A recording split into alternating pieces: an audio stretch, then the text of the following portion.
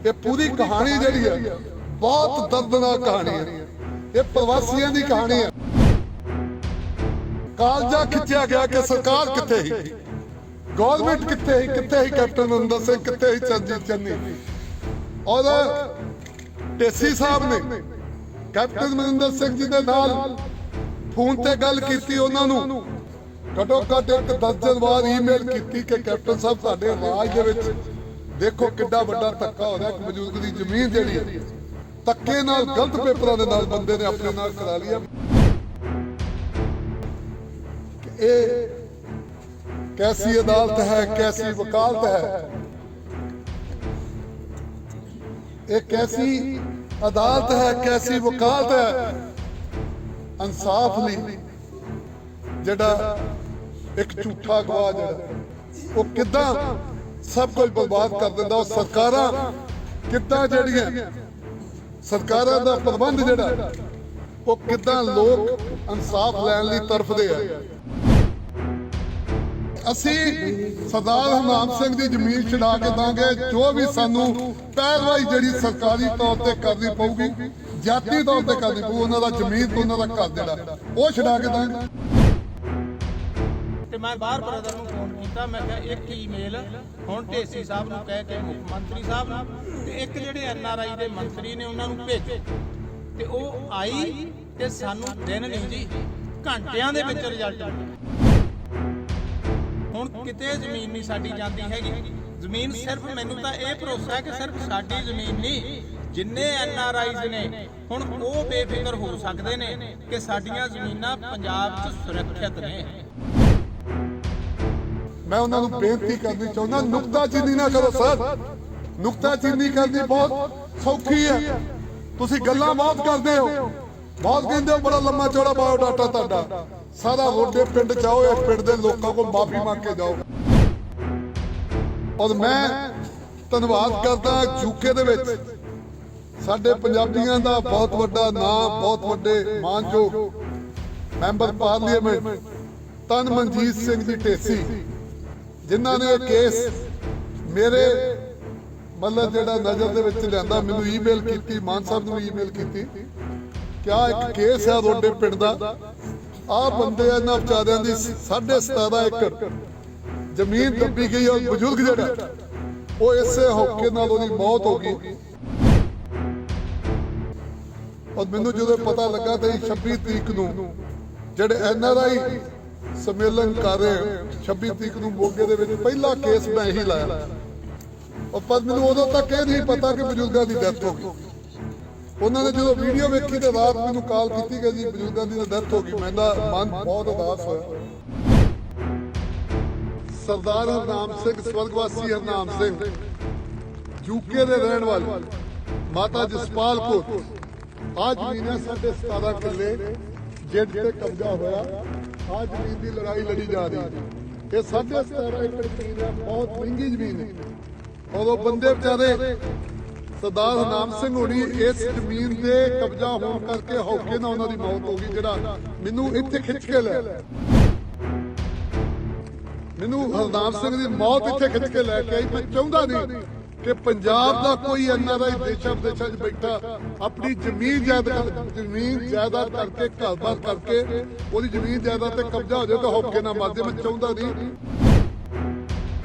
सरदार भगवंत सिंह मान जी की सरकार ते स्वर्गवासी हरनाम सिंह दी जमीन, मेरी गल फिर ध्यान नाल सुणो, भगवंत सिंह मान की सरकार ते सरदार हरनाम सिंह की जमीन, मैं NRI ਨੂੰ कहना चाहना पंजाब का नवा इतिहास लिखन जा रही है। असी हुण पंजाब च किसी की जमीन ते कब्जा नहीं होण देंगे, भावें जो मर्जी हो। इन्होंने जमीन साडी धोखे नाल सानूं 3 साल हो गए वेट करदा। सानूं तरीका पई जांदियां, गां तरीका पई जांदियां, सानूं कोई तरीक ते कोई पता नहीं। एक सगा की सोच के पूरे हो गए। सानूं पता नहीं लगा होने वाली सरकार का सानूं हौसला होया बई वो मदद करनी है साडी।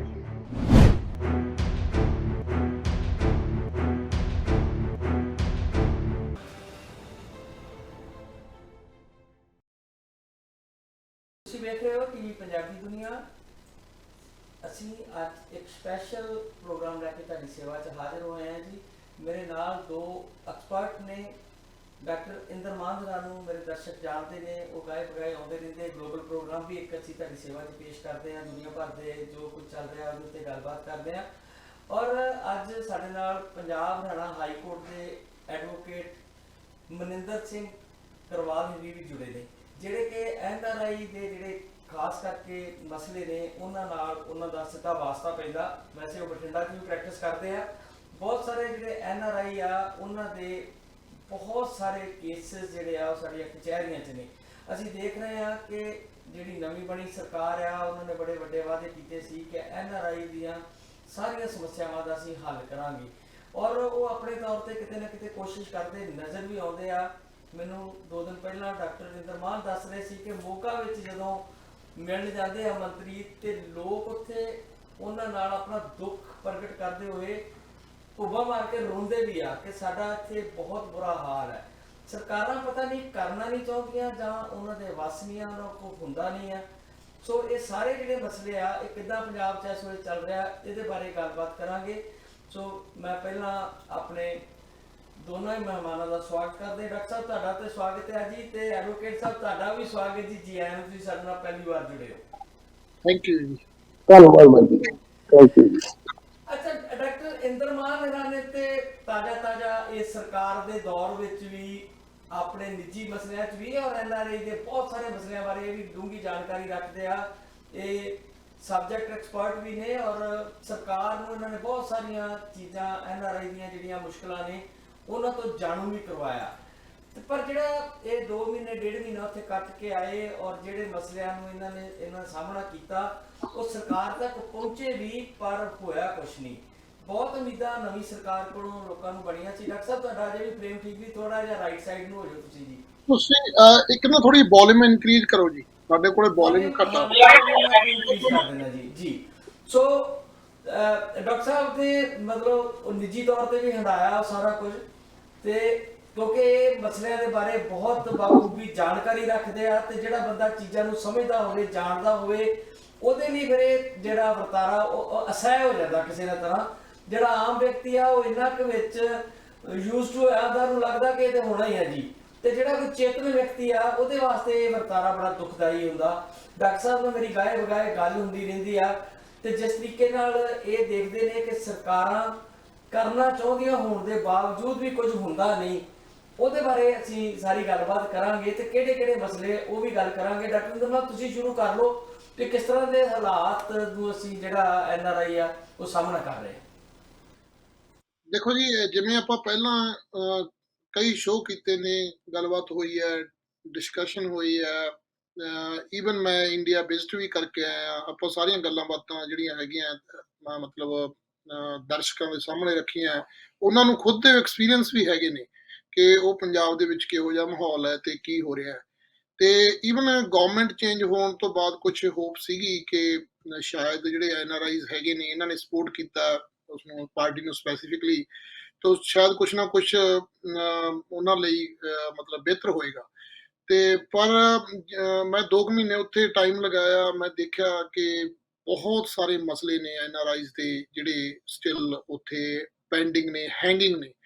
ਸੋ ਇਸ ਕਰਕੇ ਨਾ ਜਿਹੜਾ ਹੁਣ ਵੀ ਤੁਸੀਂ ਅਖਬਾਰਾਂ 'ਚ ਪੜ੍ਹਦੇ ਹੋ, ਜਿਹੜੀਆਂ ਡੇਲੀ ਤੁਸੀਂ ਕਿਸੇ ਪੇਪਰ ਦੇਖੋ, 2-4 ਖਬਰਾਂ ਜਿਹੜੀਆਂ ਹੈਗੀਆਂ ਇੱਧਰ ਉੱਧਰ ਤੁਹਾਨੂੰ ਮਿਲਣਗੀਆਂ ਕਿ ਕਿਸੇ NRIs ਦੀ ਬ੍ਰਦਰ ਦੀ ਪ੍ਰੋਪਰਟੀ ਜਿਹੜੀ ਹੈਗੀ ਆ ਉਹ ਕਿਸੇ ਨੇ ਪੋਜੈਸ਼ਨ ਲੈ ਲਿਆ, ਕਿਸੇ ਨੇ ਮਤਲਬ ਫੇਕ ਪਾਵਰ ਆਫ ਅਟਾਰਨੀ ਬਣਾ ਲਈ, ਜਾਂ ਪਹਿਲਾਂ ਵਾਲੀ ਦਿੱਤੀ ਹੋਈ ਪਾਵਰ ਆਫ ਅਟਾਰਨੀ ਤੇ ਉਹਨਾਂ ਨੇ ਉਹਨੂੰ ਉਹ ਜਿਹੜੀ ਪ੍ਰੋਪਰਟੀ ਸੇਲ ਕਰਤੀ, ਜਾਂ ਵਟਐਵਰ ਟ੍ਰਾਂਸਫਰ ਕਰਤੀ, ਜਾਂ ਕੋਈ ਮੋਰਗੇਜ ਵਟਐਵਰ ਕੁਝ ਵੀ ਉਹਨਾਂ ਨੇ ਕੀਤਾ, ਉਸਨੂੰ ਮਿਸਯੂਜ਼ ਕੀਤਾ।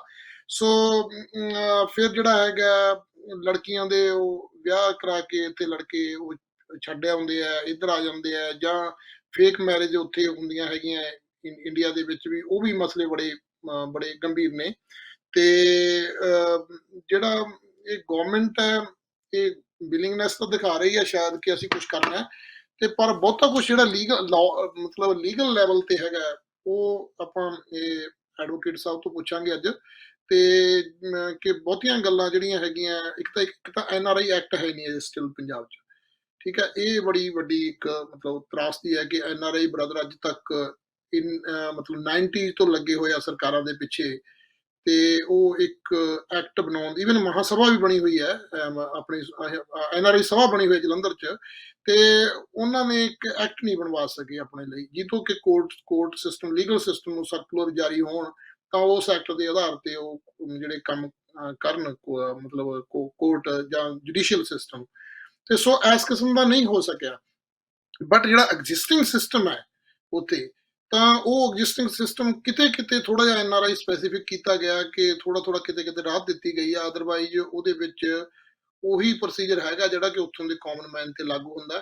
ਤੇ ਉਹ ਫਿਰ ਆਪਾਂ ਥੋੜਾ ਐਡਵੋਕੇਟ ਸਾਹਿਬ ਨੂੰ ਪੁੱਛਦੇ ਹਾਂ ਕਿ ਕੁਝ ਚੀਜ਼ਾਂ ਜਿਹੜੀਆਂ ਸਪੈਸ਼ਲ ਨੇ, ਜਿਵੇਂ ਕੋਈ ਪਾਰਟੀਸ਼ਨ ਦੀਆਂ ਹੈਗੀਆਂ, ਕਿ ਉਹਨਾਂ ਨੇ ਉਹ ਜਿਹੜੀ ਉੱਥੋਂ ਦੇ ਮਤਲਬ ਇੰਡੀਆ ਦੇ ਸਿਟੀਜ਼ਨ ਹੈਗੇ ਨੇ, ਜਾਂ ਉੱਥੋਂ ਦੇ ਰਹਿਣ ਵਾਲੇ ਲੋਕ ਨੇ, ਰੈਜ਼ੀਡੈਂਟ ਨੇ, ਉਹਨਾਂ ਦੀ ਤੇ ਆਪਣੀ ਪਾਰਟੀਸ਼ਨ ਦੇ ਵਿੱਚ ਕੀ ਡਿਫਰੈਂਸ ਹੈਗਾ, ਕੋਈ ਕੁਝ ਚੇਂਜ ਹੈਗੀ ਹੈ, ਤੇ ਕੁਝ ਹੋਰ ਜਿਹੜੀਆਂ ਲੀਗਲ ਗੱਲਾਂ ਹੈਗੀਆਂ ਤਾਂ ਉਹ ਆਪਾਂ ਉਹਨਾਂ ਤੋਂ ਜਾਣਦੇ ਹਾਂ। ਤੇ ਮੋਟੇ ਤੌਰ ਤੇ ਮੈਂ ਬਸ ਇਹਨਾਂ ਦੇਖਿਆ ਸੀਗਾ ਕਿ ਗਵਰਨਮੈਂਟ ਜਿਹੜੀ ਵਿਲਿੰਗਨੈਸ ਤਾਂ ਹੈਗੀ ਹੈ ਕਿ they want to do something, but ਇਹ ਪ੍ਰੈਸ਼ਰ ਜਿਹੜੇ NRIs ਨੂੰ ਇਹ ਕਰਨਾ ਪੈਣਾ ਹੈ, ਤੇ ਕੋਈ ਇਸ ਕਿਸਮ ਦਾ ਲਾਅ ਪਾਸ ਕਰਨਾ ਪੈਣਾ ਤਾਂ ਕਿ ਜਿਹੜੀਆਂ ਜੁਡੀਸ਼ੀਅਲ ਸਿਸਟਮ ਹੈਗਾ ਉੱਥੇ ਜਿਹੜਾ ਕੰਮ ਕਰਾਉਣਾ ਸੌਖਾ ਹੋ ਸਕੇ, ਕਿ ਉਹਨਾਂ ਨੂੰ ਘੱਟੋ ਘੱਟ ਇੱਕ ਲੀਗਲ ਗਰਾਊਂਡ ਤਾਂ ਮਿਲ ਜੇ ਕਿ ਇੱਕ ਡਿਫਰੈਂਟ ਸਾਡੇ ਲਈ ਸਟਰਕਚਰ ਖੜਾ ਕੀਤਾ। ਠੀਕ ਹੈ ਜੀ। ਜੀ ਕਰਵਾਲ ਸਾਹਿਬ, ਤੁਹਾਡੇ ਲਈ ਕੁਐਸਚਨ ਸੀਗੇ ਇਹਨਾਂ ਦੇ, ਤੇ ਤੁਸੀਂ ਥੋੜਾ ਜਿਹਾ ਸਾਨੂੰ ਡਿਟੇਲ ਚ ਦੱਸੋ ਕਿ ਜਿਹੜੀਆਂ ਸਮੱਸਿਆਵਾਂ ਡਾਕਟਰ ਇੰਦਰ ਮਾਨ ਕਹਿ ਰਹੇ ਆ, ਜਿਹੜਾ ਐਕਟ ਬਣਨਾ ਚਾਹੀਦਾ, ਲੀਗਲ ਇੱਕ ਜਿਹੜਾ ਪ੍ਰੋਸੀਜਰ ਆ ਉਹਦੇ ਵਿੱਚ ਇਸ ਵੇਲੇ ਤੁਸੀਂ ਕਿੱਦਾਂ ਮਹਿਸੂਸ ਕਰਦੇ ਹੋ ਕਿ ਕਿੱਥੇ ਕੋਈ ਵੀਕਨੈਸ ਆ ਜਿਹਦਾ ਕਰਕੇ ਕਿ ਲਾਅ ਦੇ ਵਿੱਚ ਕੋਈ ਕਮੀ ਆ, ਜਾਂ ਜਿਹੜੇ ਲੀਡਰ ਲੋਕ ਆ ਉਹਨਾਂ ਦੀ ਵਿਲ ਦੇ ਵਿੱਚ ਕੋਈ ਕਮੀ ਆ, ਕਿ ਜਿਹੜੀਆਂ ਚੀਜ਼ਾਂ ਨੇ NRI ਨੂੰ ਜਿਹੜੀਆਂ ਹਾਰਮ ਪਹੁੰਚਾਉਂਦੀਆਂ ਨੇ ਜਾਂ ਦੁਖੀ ਕਰਦੀਆਂ ਨੇ, ਉਹਨਾਂ ਦਾ ਕੋਈ ਸੋਲੂਸ਼ਨ ਨਜ਼ਰ ਨਹੀਂ ਆਉਂਦਾ। ਪਿਛਲੇ ਦਿਨੀ ਸਾਡੇ ਕੋਲ ਸਰਦਾਰ ਜਸਵੰਤ ਸਿੰਘ ਰਿਟਾਇਰਡ IAS ਅਫਸਰ ਨੇ, ਰੈਵਨਿਊ ਦੇ ਐਕਸਪਰਟ ਨੇ, ਉਹ ਆਏ ਸੀ, ਉਹਨਾਂ ਨਾਲ ਅਸੀਂ ਕਾਫੀ ਡਿਟੇਲ 'ਚ ਗੱਲ ਕੀਤੀ। ਇੱਕ ਡਿਸਟ੍ਰਿਕਟ ਰੈਵਨਿਊ ਅਫਸਰ ਵੀ ਆਏ ਸੀ, ਮੁਕੇਸ਼ ਸ਼ਰਮਾ ਹਰੀ, ਬੜੇ ਅੱਛੇ ਇਮਾਨਦਾਰ ਅਫਸਰ ਨੇ, ਅੱਜ ਵੀ ਉਹ ਵਾਪਸ ਗਏ ਨੇ, ਉੱਥੇ ਜੁਆਇਨ ਕੀਤਾ, ਪਹਿਲਾਂ ਉਹਨਾਂ ਵਲੰਟਰੀ ਲਈ ਸੀ। ਉਹਨਾਂ ਨੇ ਸਾਨੂੰ ਕਾਫੀ ਟਿਪਸ ਦਿੱਤੀਆਂ, ਕਹਿੰਦੇ ਲਾ ਉੱਥੇ ਸਭ ਕੁਝ ਠੀਕ ਠਾਕ ਆ, ਪ੍ਰੋਬਲਮ ਕਿਤੇ ਹੋਰ ਪਈ ਆ। ਤੁਸੀਂ ਐਜ਼ ਐਡਵੋਕੇਟ ਕਿਸ ਤਰ੍ਹਾਂ ਸਮਝਦੇ ਹੋ ਕਿ ਲੀਗਲ ਕਿਹੜੀਆਂ ਸਮੱਸਿਆਵਾਂ ਜਿਹੜੀਆਂ NRI ਦੀ ਦੁਸ਼ਵਾਰੀ ਪੈਦਾ ਕਰਦੀਆਂ ਤੇ ਉਹਨਾਂ ਦੇ ਸੋਲੂਸ਼ਨ ਸਾਨੂੰ ਦਿਖਦੇ ਨਹੀਂ? ਸਭ ਤੋਂ ਪਹਿਲਾਂ ਮੈਂ ਸਾਰਿਆਂ ਨੂੰ ਫਤਿਹ ਅਰਜ਼ ਕਰਦਾ, ਵਾਹਿਗੁਰੂ ਜੀ ਕਾ ਖਾਲਸਾ ਵਾਹਿਗੁਰੂ ਜੀ ਕੀ ਫਤਿਹ। ਨੋ ਡਾਊਟ ਇੰਡੀਆ ਦੇ ਵਿੱਚ ਜਿਹੜਾ ਸਿਸਟਮ ਇਸ ਟਾਈਮ ਚੱਲ ਰਿਹਾ ਹੈ, ਸਰਕਾਰ ਸਟੇਟ ਗਵਰਨਮੈਂਟ ਚਾਹੁੰਦੀ ਹੈ ਕਿ NRI ਇਨਵੈਸਟਮੈਂਟ ਪੰਜਾਬ ਦੇ ਵਿੱਚ ਕਰਨ, ਪੰਜਾਬ ਦੇ ਵਿੱਚ ਆਪਦੇ ਬਿਜ਼ਨਸ ਸੈਟਅਪ ਕਰਨ, ਬਟ ਪੰਜਾਬ ਦੇ ਵਿੱਚ ਉਹਨਾਂ ਨੂੰ ਜਿਹੜਾ ਬਣਦਾ ਮਾਹੌਲ ਹੈ ਉਹ ਪ੍ਰੋਵਾਈਡ ਨਹੀਂ ਕੀਤਾ ਜਾ ਰਿਹਾ। ਦੀ ਗਵਰਨਮੈਂਟ ਕਿਤੇ ਨਾ ਕਿਤੇ ਸਮਵੇਅਰ ਡਾਊਨ ਦੀ ਲਾਈਨਸ ਉਹ ਫੇਲਿਅਰ ਸਾਬਤ ਹੋ ਰਹੀ ਹੈ। No doubt new elected government ਉਹ ਸਟੈਪਸ ਲੈ ਰਹੀ ਹੈ, ਪੋਜ਼ਿਟਿਵ ਸਟੈਪਸ ਲੈ ਰਹੀ ਹੈ, ਬਟ ਲੀਗਲ ਗਰਾਊਂਡ ਦੇ ਵਿੱਚ ਮੈਂ ਦੇਖਦਾ ਕਿ ਕਿਤੇ ਨਾ ਕਿਤੇ ਜੇ ਕੋਈ ਫਾਸਟ ਟਰੈਕ ਕੋਰਸ ਬਣਾਈਆਂ ਜਾਣ, ਜਿਸ ਦੇ ਵਿੱਚ ਇੱਕ ਬਾਉਂਡ ਕੀਤੀ ਜਾਵੇ ਕਿ ਇੰਨੇ ਸਮੇਂ ਦੇ ਵਿੱਚ NRIs ਦਾ ਮੈਟਰ ਹੈ ਉਹ ਸੌਰਟ ਆਊਟ ਕਰਨਾ ਹੈ, ਉਸ ਦੀ ਲਿਮਿਟੇਸ਼ਨ ਤੈਅ ਕੀਤੀ ਜਾਵੇ, ਮਿਆਦ ਤੈਅ ਕੀਤੀ ਜਾਵੇ 3 ਮਹੀਨਿਆਂ ਦੀ, 6 ਮਹੀਨਿਆਂ ਦੀ ਜਾਂ ਸਾਲ ਦੀ। ਉਸ ਦੇ ਵਿੱਚ ਇੱਕ NRI ਭਰਾਵਾਂ ਨੂੰ ਵੀ ਪਤਾ ਹੋਵੇ ਕਿ ਸਾਡਾ ਜਿਹੜਾ ਮੈਟਰ ਹੈ ਉਹ ਇੰਨੇ ਸਮੇਂ ਦੇ ਵਿੱਚ ਡਿਸਪੋਜ਼ ਆਫ ਹੋ ਜਾਏਗਾ। ਅਦਰਵਾਈਜ਼ ਜਿਹੜੀਆਂ ਹੁਣ ਪੈਂਡਿੰਗ ਲਿਟੀਗੇਸ਼ਨ ਚੱਲਦੀਆਂ ਨੇ, ਜੇ ਕੋਈ ਸਿਵਲ ਦੇ ਵਿੱਚ ਚਲਾ ਜਾਂਦਾ ਜਾਂ ਕੋਈ ਰੈਵਨਿਊ ਦੇ ਵਿੱਚ ਵੀ, ਉਸ ਤੋਂ ਬਾਅਦ ਅਪੀਲ, ਪਹਿਲਾਂ ਨੀਚੇ ਪ੍ਰੋਸੀਜਰ ਚੱਲਦਾ ਹੈ, ਕੇਸ ਚੱਲਦੇ ਨੇ, ਉਸ ਤੋਂ ਬਾਅਦ ਅਪੀਲ ਦੇ ਵਿੱਚ ਮੈਟਰ ਚਲਿਆ ਜਾਂਦਾ ਹੈਗਾ। ਇਸ ਕਰਕੇ ਪ੍ਰੋਸੀਜਰ ਹੈ ਉਹ ਕਾਫੀ ਲੈਂਥੀ ਹੋ ਜਾਂਦਾ। ਸੋ ਮੇਰੀ ਦਰਖਾਸਤ ਇਹ ਹੈ ਸਰਕਾਰ ਨੂੰ ਵੀ, ਇੱਕ NRI ਸਪੈਸ਼ਲ ਐਕਟ ਬਣਾਇਆ ਜਾਵੇ ਜਿਸ ਦੇ ਅਧੀਨ NRI ਦੇ ਮਸਲੇ ਹੈ ਉਹ ਸੌਰਟ ਆਊਟ ਕੀਤੇ ਜਾਣ, ਇੱਕ ਮਿਆਦ ਤੈਅ ਕੀਤੀ ਜਾਵੇ ਲਿਟੀਗੇਸ਼ਨ ਦੀ ਵੀ, ਕਿ 7 ਦਿਨ ਦੇ ਵਿੱਚ ਜਾਂ 90 ਦਿਨਾਂ ਦੇ ਵਿੱਚ ਫਾਸਟ ਟਰੈਕ ਕੋਰਸ ਦੇ ਅਧੀਨ ਇਸ ਨੂੰ ਲਿਆ ਕੇ ਇਸ ਦੇ ਮੈਟਰ ਜਿਹੜੇ ਡਿਸਪੋਜ਼ ਆਫ ਕੀਤੇ ਜਾਣ। ਡਾਕਟਰ ਇੰਦਰਮਾਨ, ਆਪਾਂ ਕੀ ਮਹਿਸੂਸ ਕਰਦੇ ਆ ਕਿ ਜਿਹੜਾ ਪਹਿਲਾਂ ਕੋਈ ਐਕਟ ਐਸੇ ਬਣੇ ਆ ਉਹ ਲੀਗਲੀ ਇੰਨੇ ਕੁ ਵੀਕ ਹੈ ਕਿ ਉਹਨਾਂ ਦੇ ਉੱਤੇ ਕੁਝ ਹੁੰਦਾ ਨਹੀਂ। ਜਿਹੜਾ ਨਿੱਜੀ ਤਜਰਬਾ ਤੁਹਾਡਾ ਤੇ ਮੈਂ ਵੀ ਜਾਣਦਾ ਬਹੁਤ ਸਾਰੇ ਮਸਲਿਆਂ ਤੇ, ਜਦੋਂ ਅਸੀਂ ਪੋਲੀਟੀਕਲ ਲੋਕਾਂ ਨੂੰ ਆਪਣੀ ਅਪਰੋਚ ਕਰਦੇ ਆ, ਆਪਣੀਆਂ ਦੁਸ਼ਵਾਰੀਆਂ ਉਹਨਾਂ ਨੂੰ ਦੱਸਦੇ ਆ, ਪਹਿਲਾਂ ਤੇ ਅਫਸਰਸ਼ਾਹੀ ਉਹ ਬਹੁਤ ਲੰਬਾ ਸਮਾਂ ਲੈ ਲੈਂਦੀ, ਜਿੱਦਾਂ ਵਕੀਲ ਸਾਹਿਬ ਨੇ ਵੀ ਦੱਸਿਆ। ਤੇ ਦੂਜੇ ਪਾਸੇ ਇਹ ਆ ਕਿ ਜਦੋਂ ਕੰਮ ਸਾਨੂੰ ਲੱਗਦਾ ਕਿ ਨੇਪਰੇ ਚੜ੍ਹਨ ਵਾਲਾ, ਮੰਤਰੀ ਜੀ ਨੇ ਕਹਿ ਦਿੱਤਾ, ਹੁਣ ਮੁੱਖ ਮੰਤਰੀ ਜੀ ਨੇ ਆਪ ਆਪਣੇ ਹੱਥ 'ਚ ਲੈ ਲਿਆ, ਸਪੀਕਰ ਸਾਹਿਬ ਨੇ ਲੈ ਲਿਆ, ਜਾਂ ਗੱਲ ਹੋ ਗਈ, ਨੇੜੇ ਪਹੁੰਚ ਗਈ, ਤੇ ਬਾਅਦ ਵਿੱਚ ਸਾਨੂੰ ਮੈਸੇਜ ਆ ਜਾਂਦਾ ਯਾਰ ਇਹ ਪਰਿਵਾਰਾਂ ਦਾ ਝਗੜਾ ਇੱਥੇ ਸਾਡੀ ਬੇਵਸੀ ਆ। ਤੇ NRI ਦਾ ਤੇ ਝਗੜੇ ਹੀ ਸਾਰੇ ਪਰਿਵਾਰਾਂ ਨਾਲ ਨੇ, ਕਿਉਂਕਿ ਜ਼ਮੀਨਾਂ ਕੋਈ ਸਾਡੇ ਬਾਹਰੋਂ ਆ ਕੇ ਨਹੀਂ ਦੱਬਦਾ, ਸਾਡੇ ਘਰਾਂ ਤੇ ਕਬਜ਼ੇ ਕੋਈ ਬਾਹਰ ਦੇ ਲੋਕ ਨਹੀਂ ਕਰਦੇ, ਸਾਡੇ ਆਪਣੇ ਪਰਿਵਾਰਾਂ 'ਚੋਂ ਕੁਝ ਲੋਕ ਹੁੰਦੇ ਆ ਜਿਹੜੇ ਕਰਦੇ ਆ। ਤੇ ਜਦੋਂ ਲਿਟੀਗੇਸ਼ਨ 'ਚ ਅਸੀਂ ਜਾਂਦੇ ਆ ਤੇ ਉੱਥੋਂ ਦਾ ਜਿਹੜਾ ਟੋਟਲ ਸਿਸਟਮ ਆ ਉਹ ਜਿਹੜੇ ਸਥਾਨਕ ਲੋਕ ਹੁੰਦੇ ਉਹਨਾਂ ਦੇ ਹੱਕ 'ਚ ਹੀ ਭੁਗਤ ਜਾਂਦਾ। ਤੇ ਕਿਉਂਕਿ NRI ਦੀਆਂ ਆਪਣੀਆਂ ਪ੍ਰੋਬਲਮ ਨੇ, ਸਮਾਂ ਕੱਟਣ ਦਾ, ਜਿੱਦਾਂ ਵਕੀਲ ਸਾਹਿਬ ਨੇ ਦੱਸਿਆ ਕਿ ਟਾਈਮ ਬਾਉਂਡ ਨਹੀਂ ਕੀਤਾ ਗਿਆ ਇੱਥੇ ਕੁਝ ਵੀ, ਜਿਹਦਾ ਕਰਕੇ NRI 2-3 ਮਹੀਨੇ ਧੱਕੇ ਧੁੱਕੇ ਖਾ ਕੇ ਵਾਪਸ ਆਉਣ ਲਈ ਮਜਬੂਰ ਹੋ ਜਾਂਦਾ, ਕਿਉਂਕਿ ਪਿੱਛੇ ਵੀ ਘਰ ਚਲਾਉਣੇ ਹੁੰਦੇ ਆ, ਪਿਛਲੀਆਂ ਮਜਬੂਰੀਆਂ ਉੱਥੇ ਵੀ ਪਤਾ ਹੁੰਦੀਆਂ ਤੇ ਇੱਥੇ ਵੀ ਪਤਾ ਹੁੰਦੀਆਂ, ਅਫਸਰਾਂ ਨੂੰ ਵੀ ਪਤਾ ਹੁੰਦਾ ਕਿੰਨੇ ਕੁ ਦੇਰ 'ਚ ਬੈਠਾ ਰਹੇਗਾ ਇਹ। ਸੋ ਇਹ ਜਿਹੜੀਆਂ ਚੀਜ਼ਾਂ ਨੇ ਇਹਨਾਂ ਨੂੰ ਤੁਸੀਂ ਕਿੱਦਾਂ ਦੇਖਦੇ ਹੋ?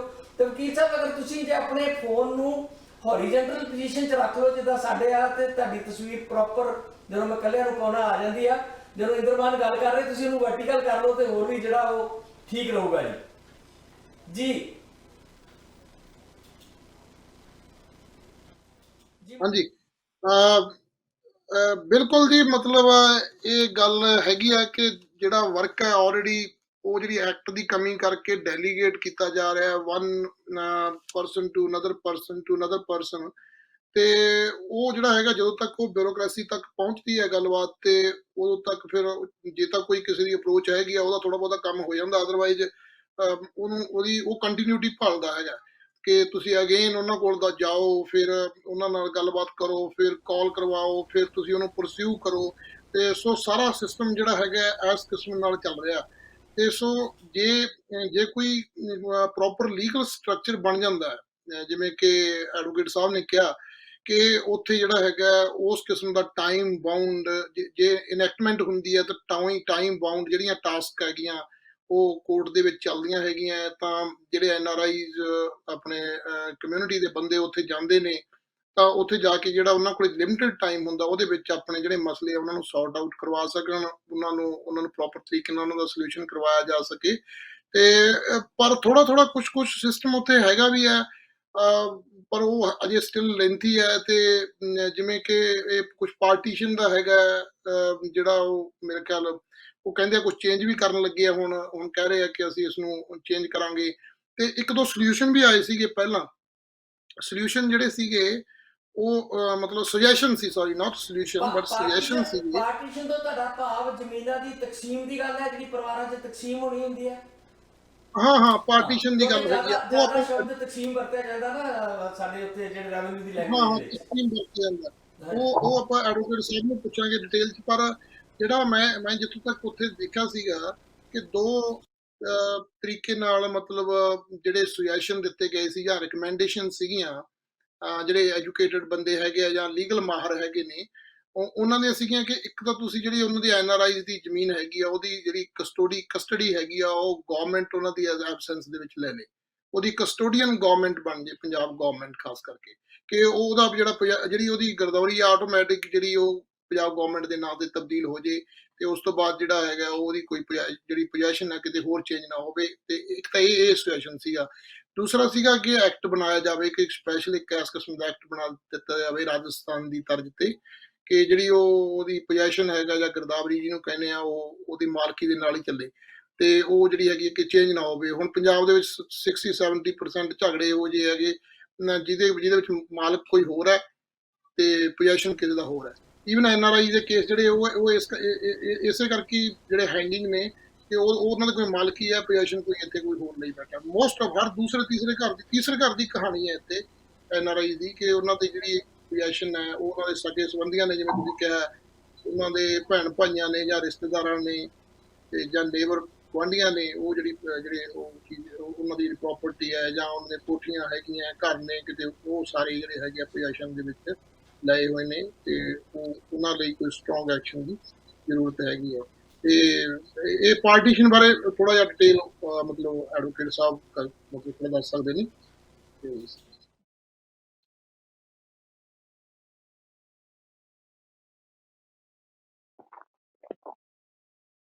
ਇਸ ਦੇ ਸੰਬੰਧ ਵਿੱਚ ਜਿਹੜੀ ਤਕਸੀਮ ਹੈ, ਸਭ ਤੋਂ ਪਹਿਲ ਦੇ ਵਿੱਚ ਮੈਂ NRI ਭਰਾਵਾਂ ਨੂੰ ਦਰਖਾਸਤ ਕਰਨਾ ਚਾਹਾਂਗਾ ਕਿ ਜਦੋਂ ਤੁਸੀਂ ਵਿਦੇਸ਼ ਦੇ ਵਿੱਚ ਕੰਮ ਕਰਨ ਲਈ ਜਾਂਦੇ ਹੋ, ਵਿਦੇਸ਼ ਦੇ ਵਿੱਚ ਬੈਟਰ ਫਿਊਚਰ ਲਈ ਜਾਂਦੇ ਹੋ, ਤੁਹਾਡੀਆਂ ਜਿਹੜੀਆਂ ਜ਼ਮੀਨ ਜਾਇਦਾਦ ਹੈ, ਮਗਰ ਹੈ, ਉਸ ਦੀ ਤਕਸੀਮ ਕਰਾਈ ਜਾਣੀ ਬਹੁਤ ਜ਼ਰੂਰੀ ਹੈ। ਕਿਉਂਕਿ ਜਦੋਂ ਤੱਕ ਉਹ ਜ਼ਮੀਨ ਸਾਂਝੇ ਖਾਤੇ ਦੇ ਵਿੱਚ ਪਈ ਰਹਿੰਦੀ ਹੈ ਤਾਂ ਉਸ ਦਾ ਡਿਸਪਿਊਟ ਕਿਤੇ ਨਾ ਉਹ ਰਾਈਜ਼ ਹੋ, ਕਿਉਂਕਿ ਜਿਹੜੇ ਨਜਾਇਜ਼ ਕਬਜ਼ੇ ਕੀਤੇ ਜਾਂਦੇ ਨੇ ਉਹ ਕੋਈ ਯੂਪੀ, ਬਿਹਾਰ ਜਾਂ ਕੋਈ ਬਾਹਰਲੀਆਂ ਸਟੇਟਾਂ ਤੋਂ ਆ ਕੇ ਜ਼ਮੀਨਾਂ ਦੇ ਉੱਤੇ ਕਬਜ਼ੇ ਨਹੀਂ ਕਰਦੇ। ਜ਼ਮੀਨਾਂ ਦੇ ਕਬਜ਼ੇ ਜਿਹੜੇ ਕੀਤੇ ਜਾਂਦੇ ਆ ਉਹ ਕਿਸੇ ਸਾਡੇ ਹੀ ਕੋਈ ਸਕੇ, ਕੋਈ ਚਾਚੇ ਦਾ ਮੁੰਡਾ, ਕੋਈ ਭਰਾ ਹੈ, ਕੋਈ ਰਿਸ਼ਤੇਦਾਰ ਹੋਰ ਹੈ, ਕੋਈ ਤਾਇਆ ਹੈ, ਉਹ ਸਾਡੀਆਂ ਜ਼ਮੀਨਾਂ ਦੇ ਉੱਤੇ ਕਬਜ਼ੇ ਕਰ ਜਾਂਦੇ ਹਨ। ਕਿਉਂਕਿ ਸਾਡੇ ਵੱਲੋਂ ਕੋਈ ਤਕਸੀਮ ਨਹੀਂ ਕਰਵਾਈ ਜਾਂਦੀ, ਨਾ ਕੋਈ ਹੋਣ ਕਰਕੇ ਸਾਂਝੇ ਖਾਤੇ ਦੇ ਵਿੱਚ ਨੰਬਰ ਬੋਲਦੇ ਹਨ, ਤਾਂ ਜਿਸ ਕਰਕੇ ਉਸ ਤੋਂ ਬਾਅਦ ਝਗੜਾ ਪੋਜੈਸ਼ਨ ਦੇ ਸੰਬੰਧ ਵਿੱਚ ਪੈ ਜਾਂਦਾ ਹੈ ਤੇ ਸਿਵਲ ਕੋਰਟ ਦੇ ਵਿੱਚ ਜਿਹੜੇ ਮਾਮਲੇ ਆ ਉਹ ਇੱਕ ਹੈਂਗਿੰਗ ਪ੍ਰੋਸੈਸ ਦੇ ਵਿੱਚ ਲੰਮੇ ਤੌਰ ਤੇ ਪੈਂਡਿੰਗ ਰਹਿ ਜਾਂਦੇ ਨੇ। ਇਸ ਲਈ ਸਭ ਤੋਂ ਪਹਿਲਾਂ ਤਾਂ ਉਸ ਦੀ ਇੱਕ ਤਕਸੀਮ ਆਪਣੀ ਜਗ੍ਹਾ ਦੀ ਕਰਵਾ ਕੇ ਰੱਖੋ, ਤਾਂ ਜੋ ਇਨ ਫਿਊਚਰ ਜੇ ਕਿਤੇ ਕੋਈ ਪੋਜੈਸ਼ਨ ਦੇ ਸੰਬੰਧ ਵਿੱਚ ਕੋਈ ਮਾਮਲਾ ਉੱਠਦਾ ਵੀ ਹੈ ਤਾਂ ਤੁਸੀਂ ਸਿਵਲ ਕੋਰਟ ਦੇ ਵਿੱਚ ਬਤੌਰ ਆਪਣਾ ਇੱਕ ਪਰਮਾਨੈਂਟ ਵਕੀਲ ਹਾਇਰ ਕਰਕੇ, ਜਿਸ ਨੂੰ ਆਥੋਰਾਈਜ਼ ਕਰਕੇ ਤੁਸੀਂ ਆਪਣਾ ਸਟੇ ਲੈ ਸਕਦੇ ਹੋ, ਤਾਂ ਜੋ ਤੁਹਾਡੀ ਜ਼ਮੀਨ ਉੱਤੇ ਕੋਈ ਨਜਾਇਜ਼ ਕਬਜ਼ਾ ਨਾ ਕਰ ਸਕੇ। ਅਤੇ ਫਿਰ ਵੀ ਜੇਕਰ ਕਿਸੇ ਵੱਲੋਂ ਕੋਈ ਇਲੀਗਲ ਇਨਕਰੋਚਮੈਂਟ ਜਾਂ ਕੋਈ ਇਲੀਗਲ ਐਕਸ਼ਨ ਲਿਆ ਜਾਂਦਾ ਹੈ ਤਾਂ ਸੰਬੰਧਿਤ ਕੰਸਰਨ ਪੁਲਿਸ ਸਟੇਸ਼ਨ ਦੇ ਵਿੱਚ ਜਾਂ SSP ਸਾਹਿਬ ਨੂੰ ਦਰਖਾਸਤ ਦੇ ਕੇ, ਜਾਂ ਮੋਰ ਓਵਰ NRI ਕਮਿਸ਼ਨ ਸਾਡੇ ਵੱਲੋਂ ਬਣਾਏ ਗਏ ਹਨ ਪੰਜਾਬ ਸਰਕਾਰ ਦੇ ਵਿੱਚ ਵੱਲੋਂ, ਉੱਥੇ ਦਰਖਾਸਤ ਦੇ ਕੇ on the basis of your partition ਤੁਸੀਂ ਆਪਣੇ ਜਿਹੜੇ ਕਬਜ਼ੇ ਆ ਦਰੁਸਤ ਕਰਵਾ ਸਕਦੇ ਹੋ। ਤੇ ਜੇਕਰ ਕੋਈ ਨਜਾਇਜ਼ ਕਬਜ਼ੇ ਵਿੱਚ ਪਾਇਆ ਜਾਂਦਾ ਹੈ ਦੈਨ ਉਸ ਦੇ ਖਿਲਾਫ ਜਿਹੜਾ ਐਪਰੋਪ੍ਰੀਏਟ ਲੀਗਲ ਐਕਸ਼ਨ ਲੈਣ ਦੇ ਵਿੱਚ ਵੀ ਕੋਈ ਦੇਰੀ ਨਹੀਂ ਹੋਵੇਗੀ। ਕਰਵਾਲ ਸਾਹਿਬ, ਮੁਸ਼ਕਲ ਤੇ ਉਹਨਾਂ ਨੇ ਡੁੱਬੀ ਕਿਉਂ ਜੇ ਸਾਹ ਨਾ ਆਇਆ। ਗੱਲ ਤੇ ਅਸਲ 'ਚ ਇਹ ਆ ਕਿ ਜਿਹੜਾ ਤਕਸੀਮ ਦਾ ਪ੍ਰੋਸੀਜਰ ਹੈ ਉਹ ਆਪਣੇ ਆਪ 'ਚ ਇੰਨਾ ਕੰਪਲੀਕੇਟਡ ਹੈ ਕਿ ਪੁਸ਼ਤਰ ਪੁਸ਼ਤ ਉਦੋਂ ਹੀ ਚੱਲਿਆ ਆਉਂਦਾ ਹੈ, ਕਈ ਵਾਰ ਇਹ ਪੋਸੀਬਲ ਹੀ ਨਹੀਂ ਹੋ ਪਾਉਂਦਾ। ਤੇ ਜਿਸ ਤਰੀਕੇ ਦੀ ਭਾਸ਼ਾ ਵਰਤਦੇ ਆ ਸਾਡੇ ਪਟਵਾਰੀ ਸਾਹਿਬਾਨ ਜਾਂ ਰੈਵਨਿਊ ਡਿਪਾਰਟਮੈਂਟ ਵਾਲੇ, ਕਈ ਵਾਰ ਉਸ ਆਮ ਵਿਅਕਤੀ ਸਮਝ ਹੀ ਨਹੀਂ ਪਾਉਂਦਾ ਕਿ 4/26, 7/29, 4/35, ਕਈ ਪਤਾ ਨਹੀਂ ਕੀ ਲਿਖਿਆ ਹੁੰਦਾ, ਉਹ ਕਿਹੜਾ ਰਕਬਾ ਕਿਹਦੇ ਕੋਲ ਆ। ਗਰਦੌਰੀਆਂ 'ਚ ਤੇ ਸ਼ੋਅ ਹੁੰਦਾ ਹੋਏਗਾ, ਪਰ ਬੰਦੇ ਨੂੰ ਇਹ ਨਹੀਂ ਪਤਾ ਲੱਗਦਾ ਕਿ ਮੇਰੀ ਜ਼ਮੀਨ ਉਹ ਹੈ ਕਿਹੜੀ। ਤੇ ਜਿਹੜਾ ਤਕਸੀਮ ਦਾ ਪ੍ਰੋਸੀਜਰ ਹੈ ਉਹ ਬੜਾ ਗੁੰਝਲਦਾਰ ਆ। ਮੰਨ ਲਓ ਕਿ ਜਿੱਦਾਂ ਮੇਰੀ ਜ਼ਮੀਨ ਆ, ਮੇਰੇ ਬਾਪ ਨੇ 4 ਭਰਾ ਨੇ ਤੇ ਉਹਨਾਂ ਨੇ ਆਪਸ 'ਚ ਕੋਈ ਕਾਗਜ਼ ਤੇ ਲਿਖ ਕੇ ਕੋਈ ਫੈਸਲਾ ਕਰ ਲਿਆ ਕਿ ਇਹ ਜ਼ਮੀਨ ਤੂੰ ਵਾਲਾ ਹੈ, ਤੂੰ ਵਾਲਾ ਦੂਰ ਪੈਂਦੀ ਆ ਤੇ ਉਹਨੂੰ ਵੱਧ ਦੇਤੀ, ਨੇੜੇ ਪੈਂਦੀ ਤੇ ਘੱਟ ਦੇਤੀ। ਮੈਂ ਜਿਹੜੇ ਵੀ ਐਕਸਪਰਟ ਨੂੰ ਪੁੱਛਿਆ ਉਹ ਕਹਿੰਦੇ ਨਹੀਂ ਜੀ, ਉਸ ਕਾਗਜ਼ ਦਾ ਕੋਈ ਮੁੱਲ ਨਹੀਂ, ਤੁਹਾਨੂੰ ਨਵੇਂ ਸਿਰੇ ਤੋਂ ਉਹਦੇ ਲਈ ਜਾਣਾ ਪਏਗਾ।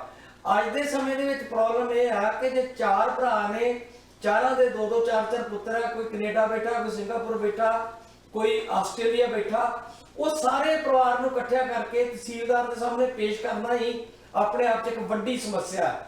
ਤੇ ਕਈ ਵਾਰ ਕਿਸੇ ਦੇ ਮਨ 'ਚ ਕੋਈ ਨਿੱਕੀ ਮੋਟੀ ਖੋਟ ਵੀ ਹੁੰਦੀ ਆ ਕਿ ਨਹੀਂ ਜੀ, ਮੈਂ ਬਾਪੂ ਹੋਰਾਂ ਦੀ ਕੀਤੀ ਤਕਸੀਮ ਨੂੰ ਨਹੀਂ ਮੰਨਦਾ, ਮੈਨੂੰ ਇਹ ਜਿਹੜਾ ਕੁਰਾ ਆਇਆ ਜਾਂ ਮੇਰੀ ਆਹ ਜਿਹੜਾ ਇਹ ਜ਼ਿਆਦਾ ਸੂਟ ਕਰਦਾ ਹੈ, ਜਾਂ ਉਹਦੀ ਵੈਲਿਊ ਵੱਧ ਜਾਂਦੀ ਸਮੇਂ ਨਾਲ, ਕੋਈ ਸੜਕ ਨਿਕਲ ਆਉਂਦੀ ਆ, ਕੋਈ ਪਿੰਡ ਦੇ ਨੇੜੇ ਹੁੰਦਾ ਆ, ਤੇ ਕਈ ਤਰ੍ਹਾਂ ਦੀਆਂ ਪਰਿਵਾਰਕ ਏਦਾਂ ਦੀਆਂ ਮੁਸ਼ਕਲਾਂ ਆ ਜਾਂਦੀਆਂ। ਜਿਹੜਾ ਤਕਸੀਮ ਦਾ ਪ੍ਰੋਸੀਜਰ ਹੈ ਇਹਨੂੰ ਸਿੰਪਲੀਫਾਈ ਨਹੀਂ ਕੀਤਾ ਜਾ ਸਕਦਾ ਕਿਸੇ ਤਰੀਕੇ ਨਾਲ। ਤਕਸੀਮ ਦੇ ਪ੍ਰੋਸੀਜਰ ਨੂੰ ਸਿੰਪਲੀਫਾਈ ਕਰਨ ਲਈ ਇਸ ਲਈ ਸਰਕਾਰਾਂ ਨੂੰ ਗੁਜ਼ਾਰਿਸ਼ ਕਰਦੇ ਹਾਂ ਕਿ ਇੱਕ ਸਪੈਸ਼ਲ NRI ਐਕਟ ਲੈ ਕੇ ਆਉਂਦਾ ਜਾਵੇ, ਜਿਸ ਦੇ ਵਿੱਚ ਜਿਹੜੇ NRI ਦੇ ਮਸਲੇ ਨੇ, NRI ਦੇ ਪ੍ਰੋਪਰਟੀ ਡਿਸਪਿਊਟ ਨੇ, ਉੱਥੇ ਇੱਕ ਸਪੈਸ਼ਲ ਪਰਸਨ ਹੈ ਜਿਹੜੀ ਕਿ ਸਪੈਸ਼ਲ ਡੈਜ਼ਿਗਨੇਸ਼ਨ ਇੱਕ ਅਪੁਆਇੰਟ ਕੀਤੀ ਜਾਵੇ, ਜੋ ਉਹਨਾਂ ਮਸਲਿਆਂ ਨੂੰ ਇੱਕ ਟਾਈਮ ਬਾਉਂਡ ਕਰਕੇ, ਜਿਸ ਦੇ ਵਿੱਚ ਇੱਕ ਵਾਰੀ ਜੇ ਮੈਟਰ ਡਿਸਪੋਜ਼ ਆਫ ਹੋ ਜਾਂਦਾ ਹੈ, ਲਾਈਕ ਇਹ ਲੋਕ ਅਦਾਲਤ, ਕਿ ਉਸ ਤੋਂ ਬਾਅਦ ਕੋਈ ਅਪੀਲ ਜਾਂ ਦਲੀਲ ਹੈ ਉਹ ਅੱਗੇ ਉੱਪਰੀਆਂ ਕੋਰਟਾਂ ਦੇ ਵਿੱਚ ਮੈਟਰ ਪੈਂਡਿੰਗ ਨਾ ਹੋਣ ਇੱਕੋ ਕੋਰਟ ਦੇ ਵਿੱਚ ਚੱਲ ਕੇ ਮੈਟਰ ਹੈ ਜਿਹੜਾ ਫਾਈਨਲੀ ਡਿਸਪੋਜ਼ਲ ਹੋ ਜਾਵੇ। ਜਿੱਥੋਂ ਤੱਕ ਰਹਿ ਗਈ ਗੱਲ ਕਿ ਪਾਰਟੀਆਂ ਜ਼ਿਆਦਾ ਹੀ ਹੁੰਦੀਆਂ ਹਨ, ਤੇ ਉਸ ਦੇ ਸੰਬੰਧ ਵਿੱਚ ਇਹ ਹੈ ਕਿ ਜੇਕਰ ਕੋਈ ਪਾਰਟੀ ਅਪੀਲ ਨਹੀਂ ਹੋਵੇਗੀ ਤਾਂ ਉਸ ਦੇ ਐਡਰੈਸ ਤੇ, ਜਾਂ ਜੇ ਕੋਈ ਪਾਰਟੀ ਬਾਹਰ ਵੀ ਹੈ, ਕੋਈ NRI ਵੀ ਹੈ, ਤਾਂ ਉਸ ਨੂੰ ਪ੍ਰੋਪਰ ਈਮੇਲ ਦੇ ਜ਼ਰੀਏ ਜਾਂ ਉਸ ਨੂੰ ਫੈਕਸ ਕਰਵਾ ਕੇ ਵੀ ਸੰਮਨ ਤਮੀਲ ਕਰਵਾਏ ਜਾ ਸਕਦੇ ਹਨ। ਅਤੇ ਫਿਰ ਵੀ ਜੇਕਰ ਅਪੀਅਰੈਂਸ ਨਹੀਂ ਹੁੰਦੀ ਤਾਂ ਉਸ ਦੇ ਖਿਲਾਫ ਐਕਸ ਪਾਰਟੀ ਆਰਡਰ ਇਹ ਕੋਰਟ ਬਕਾਇਦਾ ਪਾਸ ਵੀ ਕਰਦੀ। ਵੇਖਣ ਨੂੰ ਕਈ ਵਾਰ ਨਾ ਜਦੋਂ ਕਾਨੂੰਨ ਦੀ ਵਿਆਖਿਆ ਹੁੰਦੀ ਆ ਜਾਂ ਜਿੱਦਾਂ ਦਾ ਸਿਸਟਮ ਹੈ ਉਹਦੇ ਵਿੱਚ ਕਿਹਾ ਜਾਂਦਾ, ਜਿੱਦਾਂ ਤੁਸੀਂ ਵੀ ਕਿਹਾ ਕਿ SSP ਸਾਹਿਬ ਨੂੰ ਮਿਲ ਸਕਦਾ ਕੋਈ NRI, ਜਾਂ ਪੁਲਿਸ ਥਾਣੇ 'ਚ ਕੰਪਲੇਂਟ ਲਿਖਾ ਸਕਦਾ ਆ। ਹਾਲਾਤ ਤੇ ਗਰਾਊਂਡ ਹਕੀਕਤ ਇਹ ਹੈ ਵਕੀਲ ਸਾਹਿਬ ਕਿ ਉੱਥੇ ਕੋਈ ਸੁਣਦਾ ਹੀ ਨਹੀਂ। ਸਾਰਿਆਂ ਨੂੰ ਪਤਾ ਹੁੰਦਾ ਕਿ NRI ਕੋਈ ਸਮਾਂ ਨਹੀਂ ਆ, ਇਹਨੇ 1 ਮਹੀਨਾ ਰਹਿਣਾ, ਵੱਧ ਤੋਂ ਵੱਧ ਉਹਦੇ ਚੱਕਰ ਹੀ ਇਹਨੇ ਲਵਾਏ ਜਾਂਦੇ ਆ, ਉਹਨੂੰ ਇੰਨਾ ਖੱਜਲ ਕੀਤਾ ਜਾਂਦਾ ਕਿ ਕਾਨੂੰਨ ਵਾਲੀ ਗੱਲ ਤੇ ਬਾਅਦ 'ਚ ਆਉਂਦੀ ਆ, ਪਹਿਲਾਂ ਉਹ ਵਿਚਾਰੇ ਦੀ ਸੁਣਵਾਈ ਨਹੀਂ ਹੁੰਦੀ। ਡਾਕਟਰ ਇੰਦਰਮਾਨ ਤੁਹਾਨੂੰ ਆਪਣਾ ਐਕਸਪੀਰੀਅੰਸ ਸਾਂਝਾ ਕਰ ਸਕਦੇ ਆ, ਜਾਂ ਜਿਹੜੀਆਂ ਹੋਰ ਪ੍ਰੋਬਲਮ ਉੱਥੇ ਆਉਂਦੀਆਂ ਸੀ ਫੇਸ ਕਰਦੇ ਆ ਫਿਜ਼ੀਕਲੀ, ਉਹ ਸਾਂਝੀ ਕਰ ਸਕਦੇ ਆ ਜੀ। ਇਹ ਪ੍ਰੋਬਲਮ ਹੈਗੀ ਹੈ, ਪਰ ਜਿਹੜੀ ਵਕੀਲ ਸਾਹਿਬ ਕਹਿੰਦੇ ਆ ਨਾ, ਜੇ ਇਹ ਜਿਹੜੀ ਪਾਰਟੀਸ਼ਨ ਹੈ ਪ੍ਰੋਪਰ ਹੋ ਜਾਂਦੀ ਹੈ ਜ਼ਮੀਨ ਦੀ, ਫਿਰ ਉਹ ਕੰਮ ਜਿਹੜਾ ਹੈਗਾ ਪੁਲਿਸ ਲਈ ਤੇ ਜਾਂ ਜਿਹੜੀ ਕੋਰਟ ਸਿਸਟਮ ਹੈਗਾ ਉਸ ਤੋਂ ਬਾਅਦ ਉਹਦੇ ਲਈ ਵੀ ਸੌਖਾ ਹੋ ਜਾਂਦਾ ਹੈ।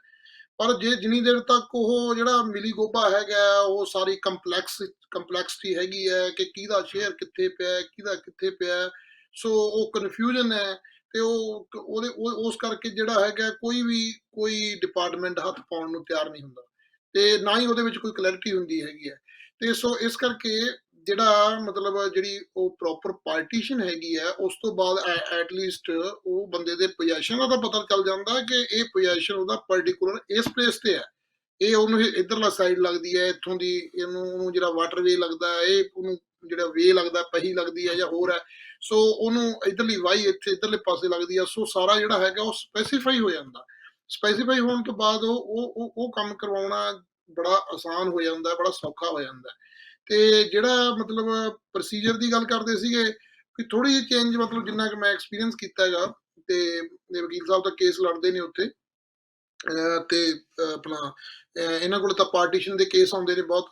ਤੇ ਸੋ ਮੈਂ ਕੀਤਾ ਕਿ ਥੋੜਾ ਜਿਹਾ ਕੀਤਾ ਹੈਗਾ ਕਿ ਜਿਹੜਾ NRI ਦੇ ਜਿਹੜੇ ਕੇਸ ਨੇ ਉਹ DRO ਤੋਂ ਸ਼ੁਰੂ ਹੁੰਦੇ ਨੇ, ਤੇ ਜਿਹੜੇ ਦੂਸਰੇ ਆਪਣੇ ਸਿਵਲ ਉੱਥੋਂ ਦੇ ਜਿਹੜੇ ਰੈਜ਼ੀਡੈਂਟ ਨੇ ਉਹਨਾਂ ਦੇ ਕੇਸ ਜਿਹੜੇ ਹੈਗੇ ਆ ਉਹ ਨੀਚੇ ਤੋਂ ਮਤਲਬ ਤਹਿਸੀਲਦਾਰ ਤੋਂ ਜਾਂ ਨਾਇਬ ਤਹਿਸੀਲਦਾਰ ਤੋਂ ਸ਼ੁਰੂ ਹੁੰਦੇ ਨੇ। ਉਹ 2 ਸਟੈਪ ਤਹਿਸੀਲਦਾਰ ਤੇ SDM ਵਾਲੇ ਕੱਟ ਦਿੱਤੇ ਗਏ ਨੇ, ਉਹ ਸਿੱਧਾ DRO ਤੋਂ ਸ਼ੁਰੂ ਹੁੰਦਾ ਹੈਗਾ, ਡਿਸਟ੍ਰਿਕਟ ਰੈਵਨਿਊ ਅਫਸਰ ਤੋਂ। ਫਿਰ ਮੈਂ ਇੰਨਾ ਕੁ ਮਤਲਬ ਥੋੜਾ ਜਿਹਾ ਮੈਂ ਫਾਈਂਡ ਆਊਟ ਕੀਤਾ ਸੀਗਾ ਕਿ ਜਿਹੜਾ ਉਹ ਵਿੱਚ ਵਿਚਾਲੇ ਵਾਲਾ ਇੱਕ ਚੈਨਲ ਸੀਗਾ ਕਮਿਸ਼ਨਰ ਵਾਲਾ, ਉਹ ਵੀ ਕੱਢ ਦਿੱਤਾ ਗਿਆ ਕਿ ਜਿਹੜੀ ਅਪੀਲ ਹੈ ਸਿੱਧੀ ਉਹ FCR ਦੇ ਹੁੰਦੀ ਹੈ, DRO ਵਾਲੀ। ਜੇ DRO ਤੋਂ ਕੇਸ ਫਾਈਨਲ ਹੋ ਗਿਆ, ਜੇ ਦੂਸਰੀ ਕਿਸੇ ਪਾਰਟੀ ਨੇ ਅਪੀਲ ਕਰਨੀ ਹੈ ਤਾਂ ਸਿੱਧੀ ਉਹ FCR ਜਿਹੜੇ ਚੰਡੀਗੜ੍ਹ ਬੈਠਦੇ ਨੇ ਜਾਂ ਮੁਹਾਲੀ, ਸੋ ਉੱਥੇ ਜਿਹੜੀ ਹੈਗੀ ਆ ਉਹ ਜਿਹੜੀ ਅਪੀਲ ਜਾਂਦੀ ਹੈ। ਸੋ ਇਹਨਾਂ ਦੀ ਗੱਲ ਬਿਲਕੁਲ ਉਹ ਗੱਲ ਇਸ ਤੋਂ ਵੀ ਜ਼ਿਆਦਾ ਵਧੀਆ, ਜਿਹੜਾ ਇਹ ਕਹਿ ਰਹੇ ਨੇ ਕਿ ਜਿਹੜਾ ਤਾਂ ਐਗਜ਼ਿਸਟਿੰਗ ਸਿਸਟਮ ਹੈ ਉਹ ਤਾਂ ਇਹ ਕੇਸ ਲੈਂਦੇ ਨੇ, ਚਲੋ NRI ਬ੍ਰਦਰ ਇਹਨਾਂ ਨਾਲ ਕੰਟੈਕਟ ਕਰ ਸਕਦੇ ਨੇ, ਤਾਂ ਐਗਜ਼ਿਸਟਿੰਗ ਸਿਸਟਮ 'ਚ ਐਟਲੀਸਟ ਕੇਸ ਤਾਂ ਪਾਉਣ ਉੱਥੇ ਜਾ ਕੇ। ਤੇ ਦੂਜਾ ਜਿਹੜਾ ਹੈਗਾ, ਜਿਹੜਾ ਉਹ ਚੇਂਜ ਦੀ ਗੱਲ ਕਰਦੇ ਨੇ ਕਿ ਕੋਈ ਅਪੀਲ ਨਾ ਹੋਵੇ, ਕੇਸ ਮਤਲਬ ਫਾਈਨਲਾਈਜ਼ ਹੋ ਜੇ ਐਟ ਦਾ 1 ਲੈਵਲ, ਕਿ ਉਹ ਇੱਕ ਲੈਵਲ ਤੇ ਜਾ ਕੇ, ਜਿਵੇਂ ਲੋਕ ਅਦਾਲਤ ਦੀ ਇਹ ਐਗਜ਼ਾਮਪਲ ਦੇ ਰਹੇ ਨੇ ਕਿ ਲੋਕ ਅਦਾਲਤ ਦੇ ਵਿੱਚ ਕੇਸ ਫਾਈਨਲ ਹੋ ਗਿਆ ਤਾਂ ਹੋ ਗਿਆ, ਬਸ ਠੀਕ ਹੈ, ਇਟਸ ਓਕੇ, ਠੀਕ ਹੈ। ਤਾਂ ਉਸੇ ਤਰ੍ਹਾਂ ਜਿਹੜਾ ਹੈਗਾ ਇਸ ਤਰੀਕੇ ਦੀ ਕੋਈ ਕੋਰਟ ਮਤਲਬ ਟਾਈਮ ਬਾਉਂਡ ਡਿਸੀਜਨ ਹੋਣ, ਤੇ ਉਹਨਾਂ ਦੀ ਜਿਹੜੇ ਉੱਥੇ ਨਿਪਟਾਰੇ ਤੁਰੰਤ ਹੋ ਜਾਣ, ਤੇ ਉਸਦੀ ਕੋਈ ਅਪੀਲ ਦਲੀਲ ਜਿਹੜੀ ਹੈਗੀ ਹੈ ਨੈਕਸਟ ਉਹ ਨਾ ਹੋਵੇ, ਤਾਂ ਕਿ ਜਿਹੜਾ ਉਹ ਉਸ ਨੂੰ ਪਰਸਿਊ ਕਰਨਾ ਜਾਂ ਹੋਰ ਕੰਪਲਿਕੇਟਡ ਜਿਹੜਾ ਹੁਣ ਚ ਸਿਸਟਮ ਹੈ ਇਸ ਤੋਂ ਛੁਟਕਾਰਾ ਮਿਲ ਸਕੇ ਜੀ। ਆਪਾਂ ਇੱਕ ਵਾਰੀ ਫੇਰ ਵਕੀਲ ਸਾਹਿਬ ਨੂੰ ਪੁੱਛਦੇ ਹਾਂ, ਜਿਸ ਤਰੀਕੇ ਨਾਲ ਇੰਦਰਮਾਨ ਨੇ ਇਹ ਗੱਲ ਸਮਝਾ ਰਿਹਾ ਕਿ ਜਿਹੜਾ ਐਗਜ਼ਿਸਟਿੰਗ ਜਿਹੜਾ ਸਿਸਟਮ ਆ ਇਹਦੇ ਵਿੱਚ ਕੇਸ ਵੀ ਬੜਾ ਲੰਬਾ ਸਮਾਂ ਚੱਲਦੇ ਆ, ਤੇ ਚਲੋ ਕੋਈ ਪਾਵਰ ਆਫ ਟਰਨੀ ਆਪਣੇ ਕੇ ਲਾਇਰ ਨੂੰ ਦੇ ਕੇ ਆ ਸਕਦਾ ਹੈ ਜਾਂ ਕਿਸ ਤਰ੍ਹਾਂ, ਪਰ ਇੱਕ ਜਿਹੜਾ ਇਹਨਾਂ ਨੇ ਸੁਝਾਅ ਦਿੱਤਾ ਕਿ ਰਾਜਸਥਾਨ ਦੇ ਪੈਟਰਨ ਦੇ ਉੱਤੇ ਥੋੜਾ ਜਿਹਾ ਉਹਨੂੰ ਐਕਸਪਲੇਨ ਕਰ ਸਕਦੇ ਹੋ ਤੁਸੀਂ। ਤੇ ਦੂਸਰਾ ਇਹ ਕਿ ਜੇ ਸਰਕਾਰ ਉਹਦੀ ਕਸਟੋਡੀਅਨ ਬਣ ਜਾਂਦੀ ਆ ਤੇ ਗਰਦੌਰੀਆਂ ਸਰਕਾਰ ਦੇ ਨਾਂ ਤੇ ਚੜ ਜਾਂਦੀਆਂ ਨੇ, ਤੇ ਮੈਨੂੰ ਲੱਗਦਾ ਕਿ ਹੋਰ ਤੇ ਨਹੀਂ ਕੰਪਲਿਕੇਸ਼ਨ ਵੱਧ ਜਾਏਗੀ। ਕਿੱਥੇ ਤਾਂ ਆਪਾਂ ਇੱਕ ਵਿਅਕਤੀ ਨਾਲ ਲੜ ਰਹੇ ਹੁੰਦੇ ਆ, ਫਿਰ ਦੂਜੇ ਪਾਸੇ ਪੂਰੀ ਸਟੇਟ ਨਾਲ ਲੜਨਾ ਪੈ ਜਾਏਗਾ। ਇਸ ਗੱਲ ਦੇ ਵਿੱਚ ਕੋਈ ਡਾਊਟ ਨਹੀਂ ਹੈ ਕਿ ਕੱਲ ਨੂੰ ਜੇਕਰ ਸਰਕਾਰ ਕਿਸੇ ਜਗ੍ਹਾ ਦੀ ਕਸਟੋਡੀਅਨ ਬਣਦੀ ਹੈ ਤਾਂ ਉਸ ਦੇ ਵਿੱਚ, ਕਿਉਂਕਿ ਸਰਕਾਰਾਂ ਸਮੇਂ-ਸਮੇਂ ਤੇ ਬਦਲਦੀਆਂ ਰਹਿੰਦੀਆਂ ਹਨ, ਅੱਜ ਸਰਕਾਰ ਦੀ ਨੀਤ ਠੀਕ ਹੈ, ਕੱਲ ਸਰਕਾਰ ਦੀ ਨੀਅਤ ਕੀ ਹੋਵੇਗੀ, ਇਸ ਦੇ ਬਾਰੇ ਅੰਦਾਜ਼ਾ ਲਾਉਣਾ ਬਹੁਤ ਮੁਸ਼ਕਲ ਹੈ। ਇਸ ਲਈ ਜੇਕਰ ਸਰਕਾਰ ਨੂੰ ਕਿਸੇ ਜਗ੍ਹਾ ਦਾ ਕਸਟੋਡੀਅਨ ਬਣਾਇਆ ਜਾਂਦਾ ਹੈ ਤਾਂ ਸਰਕਾਰ ਉਸ ਜ਼ਮੀਨ ਨੂੰ ਕੱਲ ਨੂੰ ਕੋਈ ਆਪਣੇ ਬੇਸ ਖੜੇ ਕਰ ਸਕਦੀ ਹੈ, ਕੋਈ ਆਪਣੇ ਤੌਰ ਤੇ ਆਪਣੀ ਕੰਸਟਰਕਸ਼ਨ ਕਰਕੇ ਉਸ ਨੂੰ ਵੈਲਫੇਅਰ ਸਕੀਮ ਦੇ ਵਿੱਚ ਵੀ ਕਿਸੇ ਪਾਸੇ ਲਗਾ ਸਕਦੀ ਹੈ, ਜਿਸ ਨਾਲ ਨੁਕਸਾਨ ਐਨਆਰਆਈ ਭਰਾਵਾਂ ਦਾ ਚੋਖਾ ਹੋਣ ਦਾ ਵੀ ਅੰਦੇਸ਼ਾ ਹੋ ਸਕਦਾ ਹੈ। ਇਸ ਲਈ ਜਿਹੜੀ ਮੁੱਢਲੇ ਤੌਰ ਤੇ ਗੱਲ ਹੈ ਕਿ ਜੇਕਰ ਗਿਰਦਾਵਰੀ ਐਨਆਰਆਈ ਭਰਾ ਜੇ ਕੋਈ ਵਿਦੇਸ਼ ਦੇ ਵਿੱਚ ਹੈ, ਉਸ ਦੀ ਗਿਰਦਾਵਰੀ ਕਿਸੇ ਦੂਜੇ ਦੇ ਨਾਮ ਤੇ ਹੈ, ਤਾਂ ਇਸ ਦਾ ਜਿਹੜਾ ਕਬਜ਼ਾ ਹੈ ਉਹਦੀ ਮਾਲਕੀ ਦੇ ਆਧਾਰ ਤੇ ਨਿਸ਼ਚਿਤ ਹੋਣਾ ਚਾਹੀਦਾ ਹੈ। ਜਿੱਥੇ ਐਨਆਰਆਈ ਹੈ ਉਸ ਦੀ ਮਾਲਕੀ ਦੇ ਵਿੱਚ ਵਾਲੇ ਖਾਨੇ ਦੇ ਵਿੱਚ ਜੇਕਰ ਉਹਦਾ ਨਾਮ ਬੋਲਦਾ ਹੈ ਤਾਂ ਉਸ ਨੂੰ ਉਹਦਾ ਕਬਜ਼ਾ ਸਮਝਿਆ ਜਾਣਾ ਚਾਹੀਦਾ ਹੈ, ਨਾ ਕਿ ਉਸ ਦੀ ਗਿਰਦਾਵਰੀ ਨੂੰ ਉਸ ਦਾ ਇੱਕ ਆਧਾਰ ਬਣਾਇਆ ਜਾਣਾ ਚਾਹੀਦਾ। ਵਕੀਲ ਸਾਹਿਬ, ਵੈਸੇ ਨਾਰਮਲੀ ਇਦਾਂ ਚੱਲਦਾ ਸੀ, ਸਾਰੇ ਥੋੜੀ ਬਹੁਤੀ ਲੈਂਡ ਹੋਲਡਿੰਗ ਰੱਖਦੇ ਆ ਜਿਹੜੇ ਬਾਹਰ ਬੈਠੇ ਆ, ਤੇ ਕਈ ਵਾਰ ਥੋੜਾ ਅਟਕਾ ਵੀ ਲੱਗਦਾ ਹੈ ਕਿ ਚਲੋ ਇਦਾਂ ਕਿ ਜਿੱਦਾਂ ਮੇਰੀ ਜ਼ਮੀਨ ਹੈ, ਮੇਰੇ ਕੋਈ ਰਿਸ਼ਤੇਦਾਰ ਜਾਂ ਕਿਤੇ ਮੈਂ ਰੈਂਟ ਤੇ ਦਿੱਤੀ ਹੋਈ ਆ ਕਿਸੇ ਨੂੰ, ਪਰ ਗਰਦੌਰੀ ਦੇ ਖਾਨੇ 'ਚ ਮੈਂ ਵੀ ਧਿਆਨ ਰੱਖਦਾ ਕਿ ਗਰਦੌਰੀ ਮੇਰੇ ਨਾਂ ਤੇ ਰਵੇ। ਮੈਨੂੰ ਡਾਕਟਰ ਇੰਦਰਮਾਨ ਕਹਿ ਰਹੇ ਸੀ ਕਿ ਇਹ ਕੋਈ ਪੁਖਤਾ ਪ੍ਰਬੰਧ ਨਹੀਂ ਹੈ। ਕੱਲ ਨੂੰ ਕੋਈ ਧਿਰ ਐਪਲੀਕੇਸ਼ਨ ਲਾ ਦਿੰਦੀ ਹੈ ਤਹਿਸੀਲਦਾਰ ਕੋਲ ਕਿ ਜੀ ਐਕਚੁਅਲ ਤੇ ਪਹਿਲੀ ਮੈਂ ਬਾਹਰ ਆਇਆ ਤੇ ਗਰਦੌਰੀ ਮੇਰੀ ਬਦਲ ਦਿੱਤੀ ਜਾਵੇ, ਤੇ ਜਦੋਂ ਫਿਰ ਉਹ ਕਾਨੂੰਗੋ ਜਾਂ ਤਹਿਸੀਲਦਾਰ ਸਾਹਿਬ ਜਾ ਕੇ ਸਾਈਟ ਤੇ ਦੇਖਦੇ ਨੇ ਜਾਂ ਉੱਥੋਂ ਆਲੇ ਦੁਆਲੇ ਪੁੱਛਦੇ ਨੇ ਕਿ ਪਹਿਲੀ ਕੌਣ ਬਾਹਰ ਹੈ ਤੇ ਗਰਦੌਰੀ ਬਦਲੀ ਜਾ ਸਕਦੀ ਆ। ਆਮ ਤੌਰ ਤੇ ਕਿਹਾ ਜਾਂਦਾ ਹੈ ਕਿ ਗਰਦੌਰੀ ਜਿਹੜੀ ਆ ਉਹ ਬਦਲੀ ਨਹੀਂ ਜਾਂਦੀ, ਖਾਸ ਕਰਕੇ ਐਨਆਰਆਈ ਦੇ ਕੇਸ 'ਚ। ਚਲੋ ਅਸੀਂ ਹਿੰਮਤ ਕਰਕੇ ਆਪ ਆਪਣੀਆਂ ਗਰਦੌਰੀਆਂ ਦੇ ਥਾਂ ਸਿਰ ਰੱਖਦੇ ਹਾਂ, ਪਰ ਇਸ ਗੱਲ ਦੀ ਕੀ ਗਰੰਟੀ ਹੈ ਕਿ ਜੇ ਗਰਦੌਰੀ ਸਾਡੇ ਨਾਂ ਤੇ ਹੈ ਤੇ ਫਿਰ ਸਾਨੂੰ ਕੋਈ ਦਿੱਕਤ ਦਾ ਸਾਹਮਣਾ ਨਹੀਂ ਕਰਨਾ ਪਏਗਾ? ਐਕਚੁਅਲੀ ਥੋੜਾ ਜਿਹਾ ਮੈਂ ਕਲੈਰੀਫਿਕੇਸ਼ਨ ਦੇਣਾ ਚਾਹੁੰਦਾ ਤੇ ਇਹ ਨਾ ਜਿਹੜਾ ਤੁਸੀਂ ਕਹਿ ਰਹੇ ਹੋ, ਇਹ ਵਕੀਲ ਸਾਹਿਬ ਉਹ ਗੱਲ ਕਰ ਰਹੇ ਨੇ ਉਹੀ ਰਾਜਸਥਾਨ ਦੇ ਐਕਟ ਵਾਲੀ, ਕਿ ਜਿਹੜੀ ਮਤਲਬ ਮਾਲਕੀ ਹੈ ਉਹ ਮਾਲਕੀ ਨੂੰ ਹੀ ਗਰਦੌਰੀ ਸਮਝਿਆ ਜਾਵੇ। ਮਤਲਬ ਜੇ ਇਟ ਮੀਨਸ ਜੇ ਗਰਦੌਰੀ ਚੇਂਜ ਹੁੰਦੀ ਹੈ ਤਾਂ ਮਾਲਕੀ ਚੇਂਜ ਹੁੰਦੀ ਹੈ।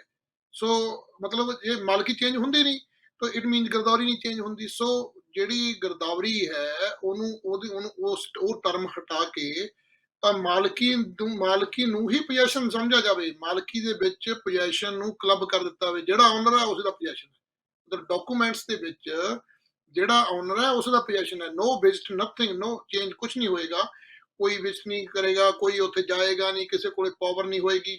ਜੋ ਓਨਰ ਹੈ ਡਾਕੂਮੈਂਟਸ ਦੇ ਵਿੱਚ, ਜਮ੍ਹਾਂਬੰਦੀ ਦੇ ਵਿੱਚ, ਗਿਰਦਾਵਰੀ ਉਹਦੇ ਵਿੱਚ, ਸੌਰੀ ਨੰਬਰਾਂ ਦੇ ਫਰਦ ਦੇ ਵਿੱਚ ਉਹੀ ਓਨਰ ਹੋਏਗਾ, ਉਹ ਸੌਰੀ ਉਸੇ ਦੀ ਪੋਜੈਸ਼ਨ ਸ਼ੋ ਹੋਏਗਾ।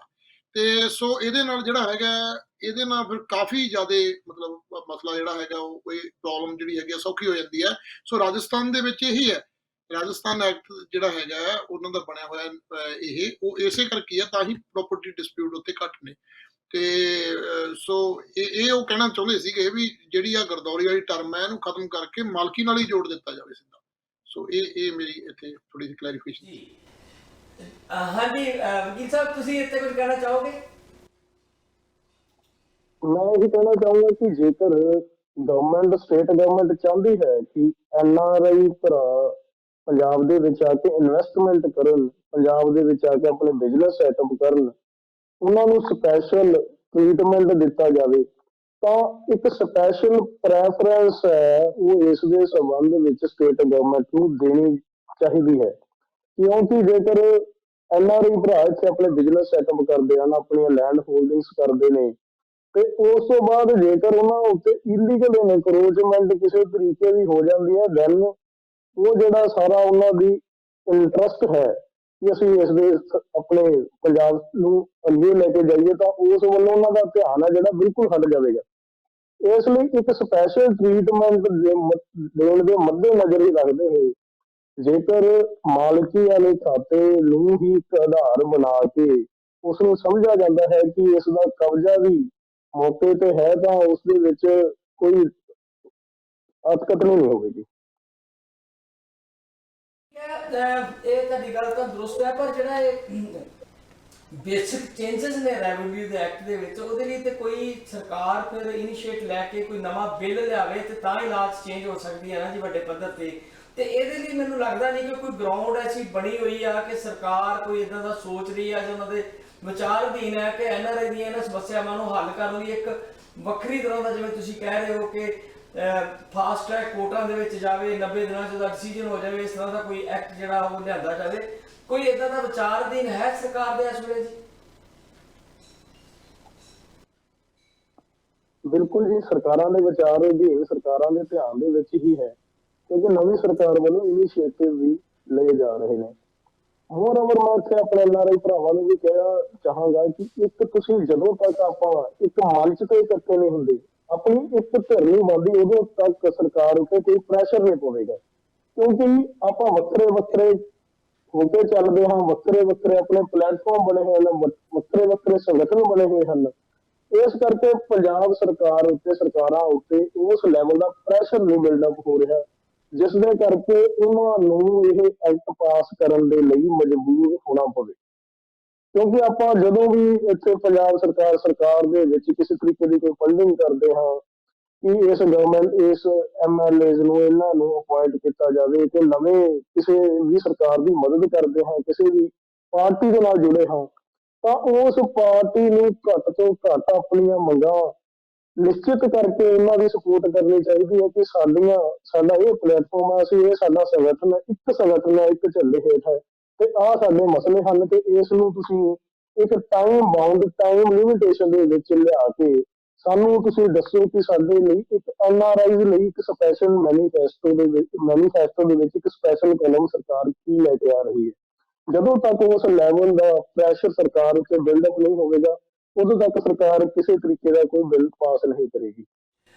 ਮੇਰਾ ਸਵਾਲ ਅਗਲਾ ਡਾਕਟਰ ਇੰਦਰ ਮਾਨ ਨੂੰ ਹੈ। ਡਾਕਟਰ ਸਾਹਿਬ, ਜਿਹੜੀ ਵਕੀਲ ਸਾਹਿਬ ਕਹਿ ਰਹੇ ਆ ਕਿ ਐਨਆਰਆਈ ਇਕੱਠੇ ਹੋਣ, ਮੇਰੇ ਖਿਆਲ 'ਚ ਇਹ ਵੀ ਇੱਕ ਤਰ੍ਹਾਂ ਦਾ ਆਈਡੀਅਲ ਜੀ ਸਿਚੁਏਸ਼ਨ ਹੈ ਕਿ ਇਹਨੇ ਲੋਕ ਇਕੱਠੇ ਹੋਣ ਤੇ ਇੱਕ ਸੰਸਥਾ ਬਣਾਉਣ ਤੇ ਉਹ ਕਰਨ, ਜਦੋਂ ਕਿ ਸਰਕਾਰਾਂ ਦਾ ਕੰਮ ਹੈ, ਜਿੱਦਾਂ ਐਨਆਰਆਈ ਕਮਿਸ਼ਨ ਬਣੇ ਹੋਏ ਸੀ ਸਰਕਾਰਾਂ ਦੀ ਮਦਦ ਦੇ ਨਾਲ, ਜਿਹੜੇ ਐਨਆਰਆਈ ਕਮਿਸ਼ਨ ਵਗੈਰਾ ਬਣਿਆ ਉਹਨਾਂ ਦਾ ਇਸ ਵੇਲੇ ਕੀ ਸਟੇਟਸ ਆ ਤੇ ਤੁਸੀਂ ਕੀ ਸਮਝਦੇ ਹੋ ਕਿ ਜਿਹੜੇ ਐਨਆਰਆਈ ਕਮਿਸ਼ਨ ਆ ਉਹ ਕਿੰਨੇ ਕੁ ਹੈਲਪਫੁਲ ਨੇ ਜਿਹੜੇ ਐਨਆਰਆਈ ਉਹਨਾਂ ਵਾਸਤੇ, ਤੇ ਇਸ ਵੇਲੇ ਮੌਜੂਦਾ ਸਰਕਾਰ ਨੇ ਉਹਦੇ ਵਿੱਚ ਕੋਈ ਨਵੇਂ ਲੋਕ ਐਡ ਕੀਤੇ ਜਾਂ ਬਹੁਤ ਸਾਰੀਆਂ ਜਗ੍ਹਾ ਖਾਲੀ ਪਈਆਂ ਹੋਈਆਂ ਨੇ, ਉਹਦੇ ਬਾਰੇ ਸਰਕਾਰ ਨੇ ਕੋਈ ਕਾਰਵਾਈ ਕੀਤੀ ਹੋਵੇ ਤੇ ਉਹ ਜਾਣਕਾਰੀ ਵੀ ਆਪਣੇ ਦਰਸ਼ਕਾਂ ਨਾਲ ਸਾਂਝੀ ਕਰੀਏ। ਦੇਖੋ ਜੀ, ਦੋ ਤਰ੍ਹਾਂ ਦੇ ਮਤਲਬ ਦੋ ਵੇਜ਼ ਹੈਗੇ ਨੇ। ਇੱਕ ਤਾਂ ਹੈਗਾ ਐਗਜ਼ਿਸਟਿੰਗ ਸਿਸਟਮ, ਇੱਕ ਜਿਹੜਾ ਹੈਗਾ ਆਪਾਂ ਮਤਲਬ ਔਨ ਦਾ ਵੇ ਚੱਲ ਰਹੇ ਹਾਂ ਕਿ ਉਹ ਜਿਹੜਾ ਸਿਸਟਮ ਨੂੰ ਆਪਾਂ ਚੇਂਜ ਕਰੀਏ ਜਾਂ ਨਵਾਂ ਸਿਸਟਮ ਆਪਾਂ ਲੈ ਕੇ ਆਈਏ ਜਾਂ ਇਨੈਕਟਮੈਂਟ ਕਰਾਈਏ ਜਾਂ ਉਸ ਤੇ ਪ੍ਰੈਸ਼ਰ ਬਿਲਡਅਪ ਕਰੀਏ ਉਹਨਾਂ ਤੇ ਗਵਰਨਮੈਂਟ ਤੇ ਨਵਾਂ ਜਿਹੜਾ ਹੈਗਾ ਐਕਟ ਪਾਸ ਹੋਵੇ ਪੰਜਾਬ ਦੇ ਵਿੱਚ, ਲੈਜਿਸਲੇਸ਼ਨ ਬਣੇ। ਸੋ ਜਿਹੜਾ ਤਾਂ ਆਪਾਂ ਗੱਲ ਕਰਦੇ ਹਾਂ ਐਗਜ਼ਿਸਟਿੰਗ ਸਿਸਟਮ ਦੀ, ਹੁਣ ਤਾਂ ਆਪਾਂ ਜਿਹੜੇ NRIs ਬ੍ਰਦਰ ਨੇ ਜਾਂ ਸਿਸਟਰਸ ਨੇ, ਸੋ ਜਾਂ ਬਜ਼ੁਰਗ ਨੇ, ਉਹ ਇਹੀ ਗੱਲ ਮਤਲਬ ਹੁਣ ਤਾਂ ਐਟ ਦਿਸ ਸਟੇਜ ਤਾਂ ਇਹੀ ਗੱਲ ਕਰ ਸਕਦੇ ਨੇ ਕਿ ਜਿਹੜਾ ਐਗਜ਼ਿਸਟਿੰਗ ਸਿਸਟਮ ਹੈ ਉਹ ਤੋਂ ਬੈਨੀਫਿਟ ਕਿਵੇਂ ਲਿਆ ਜਾਵੇ। ਪੈਰਲਲ ਨਾਲ ਜਿਹੜਾ ਦੂਸਰਾ ਤਰੀਕਾ ਹੈਗਾ ਕਿ ਉਹ ਜਿਹੜਾ ਮਤਲਬ ਇਨੈਕਟਮੈਂਟ ਕਰਵਾਉਣੀ ਹੈ ਜਾਂ ਕੋਈ ਸਿੰਗਲ ਵਿੰਡੋ ਬਣਾਉਣੀ ਹੈਗੀ ਹੈ, ਟਾਈਮ ਬਾਉਂਡ ਕੰਮ ਕਰਵਾਉਣੇ ਨੇ ਜਾਂ NRI ਕਮਿਸ਼ਨ ਨੂੰ ਹੋਰ ਸਟਰੈਂਥਨ ਕਰਨਾ ਹੈ। ਸੋ ਬਹੁਤ ਸਾਰੀਆਂ ਇਹੋ ਜਿਹੀਆਂ ਗੱਲਾਂ ਹੈਗੀਆਂ ਜਿਹੜੀਆਂ ਕਿ ਤੁਹਾਨੂੰ ਆਪਣੇ ਲਈ ਕਰਨੀਆਂ ਪੈਣਗੀਆਂ, ਜਿਹੜੀਆਂ ਕਿ ਐਗਜ਼ਿਸਟਿੰਗ ਸਿਸਟਮ ਦੇ ਵਿੱਚ ਨਹੀਂ ਹੈਗੀਆਂ। ਸੋ ਅੰਟਿਲ ਉਹ ਪਾਸ ਹੋਣ ਤੇ ਹੋ ਸਕਦਾ ਸਾਲ ਲੱਗ ਜਾਏ, 2 ਸਾਲ ਲੱਗ ਜਾਏ, 3 ਵੀ ਲੱਗ ਜਾਣ, ਤਾਂ ਆਪਣਾ ਪ੍ਰੈਸ਼ਰ ਉਹ ਡਿਪੈਂਡ ਕਰਦਾ ਕਿ ਤੁਸੀਂ ਕਿੰਨਾ ਕੁ ਲੌਬੀ ਕਰਦੇ ਹੋ, ਤੁਸੀਂ ਇੰਟਰਸਟ ਗਰੁੱਪ ਕਿਹੋ ਜਿਹਾ, ਤੁਹਾਡਾ ਸਾਈਜ਼ ਕਿੱਡਾ ਕੁ ਹੈ, ਉਹ 'ਚ ਬੰਦੇ ਕਿਸ ਕਿਸਮ ਦੇ ਭਰਤੀ ਕੀਤੇ ਗਏ ਨੇ ਤੇ ਉਹ ਲੌਬੀ ਕਿਸ ਕਿਸਮ ਨਾਲ ਕਰਦੇ ਨੇ, ਫਿਰ ਉਹ ਪ੍ਰੈਸ਼ਰ ਮਤਲਬ ਈਵਨ ਪ੍ਰੈਸ਼ਰ ਕਿਸ ਕਿਸਮ ਦਾ ਪਾਉਂਦੇ ਨੇ, ਕਿੰਨਾ ਕੁ ਸਿਸਟਮੈਟਿਕ ਪ੍ਰੈਸ਼ਰ ਕਰ ਰਹੇ ਨੇ ਉਹ ਤੇ ਕਿਸ ਤਰ੍ਹਾਂ ਦਾ ਪ੍ਰੈਸ਼ਰ ਕਰ ਰਹੇ ਨੇ। ਤੇ ਸੋ ਇਹ ਸਾਰੀਆਂ ਚੀਜ਼ਾਂ ਜਿਹੜੀਆਂ ਹੈਗੀਆਂ, ਜਾਂ ਕੰਡੀਸ਼ਨਲ ਪ੍ਰੈਸ਼ਰ ਕਰ ਰਹੇ ਨੇ ਕਿ we are ready to invest in Punjab ਤੇ first you have to pass this law for us. So ਉਹ ਕਿ ਜੇ ਇਸ ਕਿਸਮ ਦੀਆਂ ਕੋਈ ਕੰਡੀਸ਼ਨ ਰੱਖਦੇ ਨੇ ਜਾਂ ਕੁਝ ਕਰਦੇ ਨੇ, ਸੋ ਇਹ ਮਤਲਬ ਉਹ NRI ਤੇ ਡਿਪੈਂਡ ਕਰਦਾ ਕਿ ਉਹ ਪੈਰਲਲ ਉਸ ਇਸ ਨੂੰ ਚਲਾ ਸਕਦੇ ਨੇ। But on the existing system ਜਿਹੜਾ ਹੈਗਾ ਹੈ ਉਹਦੇ ਉੱਤੇ ਆਪਾਂ ਜਿਹੜੀ ਆਪਾਂ ਕੁਐਸਚਨਿੰਗ ਕਰ ਰਹੇ ਹਾਂ, ਪਰ ਉਹ ਤੋਂ ਬੈਨੀਫਿਟ ਕਿਵੇਂ ਲੈਣਾ ਹੈਗਾ, ਕਿਉਂਕਿ ਇਹਦੇ ਟਾਈਮ ਲੱਗਣਾ ਤਾਂ ਜਿਹੜੀਆਂ ਉਦੋਂ ਤੱਕ ਤਾਂ ਸਾਡੀਆਂ ਜ਼ਮੀਨਾਂ ਜਿਹੜੀਆਂ ਹੈਗੀਆਂ ਪ੍ਰਾਪਰਟੀਆਂ, ਹੋ ਸਕਦਾ ਹੈ ਕਿ ਉਹ ਕਈ ਪ੍ਰਾਪਰਟੀਆਂ ਟਰਾਂਸਫਰ ਹੋ ਜਾਣ, ਚੇਂਜ ਹੋ ਜਾਣ ਜਾਂ ਉਹਨਾਂ ਤੇ ਪੋਜੈਸ਼ਨ ਹੋ ਜਾਣ। ਸੋ ਉਹਨਾਂ ਨੂੰ ਕਿਸੇ ਤਰੀਕੇ ਨਾਲ ਰੋਕਿਆ ਜਾਵੇ ਤੇ ਉਹਦੇ ਲਈ ਉਹ ਜਿਹੜਾ NRI ਕਮਿਸ਼ਨ ਤੁਸੀਂ ਕਹਿੰਦੇ ਸੀਗੇ ਉਹ ਬਣਿਆ ਹੋਇਆ ਹੈ। ਤਾਂ NRI ਕਮਿਸ਼ਨ ਦੇ ਵਿੱਚ ਇਹ ਸੀ ਵੀ ਉਹ ਜਿਹੜੇ ਪਹਿਲਾਂ ਦੇ ਕਾਂਗਰਸ ਟਾਈਮ ਦੇ ਭਰਤੀ ਕੀਤੇ ਹੋਏ ਬੰਦੇ ਨੇ ਉਹੀ ਜਿਹੜੇ ਉਹਦੇ ਵਿੱਚ ਚੱਲ ਰਹੇ ਨੇ। ਉਹ ਕੋਈ ਗੱਲ ਨਹੀਂ, ਚਲੋ ਉਹ ਬੰਦੇ ਉੱਥੇ ਹੈਗੇ ਨੇ ਕੰਮ, ਪਰ ਉਹਨਾਂ ਦੀ ਜਿਹੜੀ ਐਕਟਿੰਗ ਹੈਗੀ ਹੈ NRI ਕਮਿਸ਼ਨ ਦੀ ਜਾਂ ਉਹਦੀਆਂ ਪਾਵਰਸ ਨੇ ਉਹ ਬੜੀਆਂ ਲਿਮਿਟਿਡ ਨੇ। ਤੇ ਸੋ ਹੈ ਉਹ ਕਨਸਟੀਟਿਊਸ਼ਨਲ ਬੋਡੀ ਹੈ, ਬਟ ਉਹਦੇ ਪਾਵਰਸ ਲਿਮਿਟਿਡ ਹੈ। ਉਹ ਸਿਰਫ ਕੋਈ ਸਿਫਾਰਿਸ਼ਾਂ ਵਗੈਰਾ ਹੀ ਦੇ ਸਕਦਾ ਹੈ ਤੇ ਜਾਂ ਕੋਈ ਮਤਲਬ ਜਾਂ ਪੁਲਿਸ ਨੂੰ ਸਿਫਾਰਿਸ਼ ਦੇ ਦਿੰਦਾ ਜਾਂ ਰਿਪੋਰਟਸ ਵਗੈਰਾ ਬਣਾ ਸਕਦੇ ਨੇ, ਆਪਣਾ ਦੇ ਸਕਦੇ ਨੇ, ਆਪਣਾ ਕੋਈ ਕਾਈਂਡ ਆਫ ਸਿਫਾਰਿਸ਼ ਹੀ ਦੇ ਸਕਦੇ ਨੇ। ਸੋ ਜਿਹੜਾ ਮਤਲਬ ਜਿਹੜਾ ਰੈਵਨਿਊ ਡਿਪਾਰਟਮੈਂਟ ਦਾ ਹੈਗਾ ਉਹ ਜਿਹੜਾ ਥੋੜਾ ਜਿਹਾ ਉਹਨਾਂ ਨਾਲੋਂ ਡਿਫਰੈਂਟ ਹੈ ਸਿਵਲ ਵਾਲਿਆਂ ਨਾਲੋਂ, ਕਿ ਜਿਵੇਂ ਉਹਨਾਂ ਦੀ DRO ਦੇ ਸ਼ੁਰੂ ਹੁੰਦਾ ਉਹਨਾਂ ਦਾ ਜਿਹੜਾ ਹੈਗਾ ਉਹ ਪਾਰਟੀਸ਼ਨ ਨੀਚੇ 2-3 ਸਟੈਪ ਉਹਨਾਂ ਨੇ ਕੱਟਤੇ ਉਹਦੇ ਵਿੱਚੋਂ, ਕਿ ਥੋੜਾ ਜਿਹਾ ਉਹਨਾਂ ਦਾ ਜਿਹੜਾ ਟਾਈਮ ਸੀਗਾ ਉਹਨੂੰ ਘਟਾਤਾ।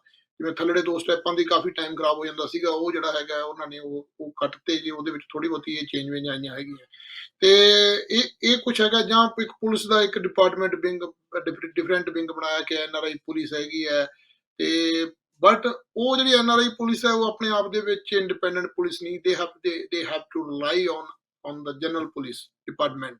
ਉਹਨਾਂ ਨੂੰ ਜੇ ਕੋਈ ਅਰੈਸਟ ਵੀ ਕਰਨਾ, ਕੁਝ ਵੀ ਕਰਨਾ, ਉਹ ਜਨਰਲ ਪੁਲਿਸ ਡਿਪਾਰਟਮੈਂਟ ਨੂੰ ਲਿਖਣਾ ਪੈਂਦਾ।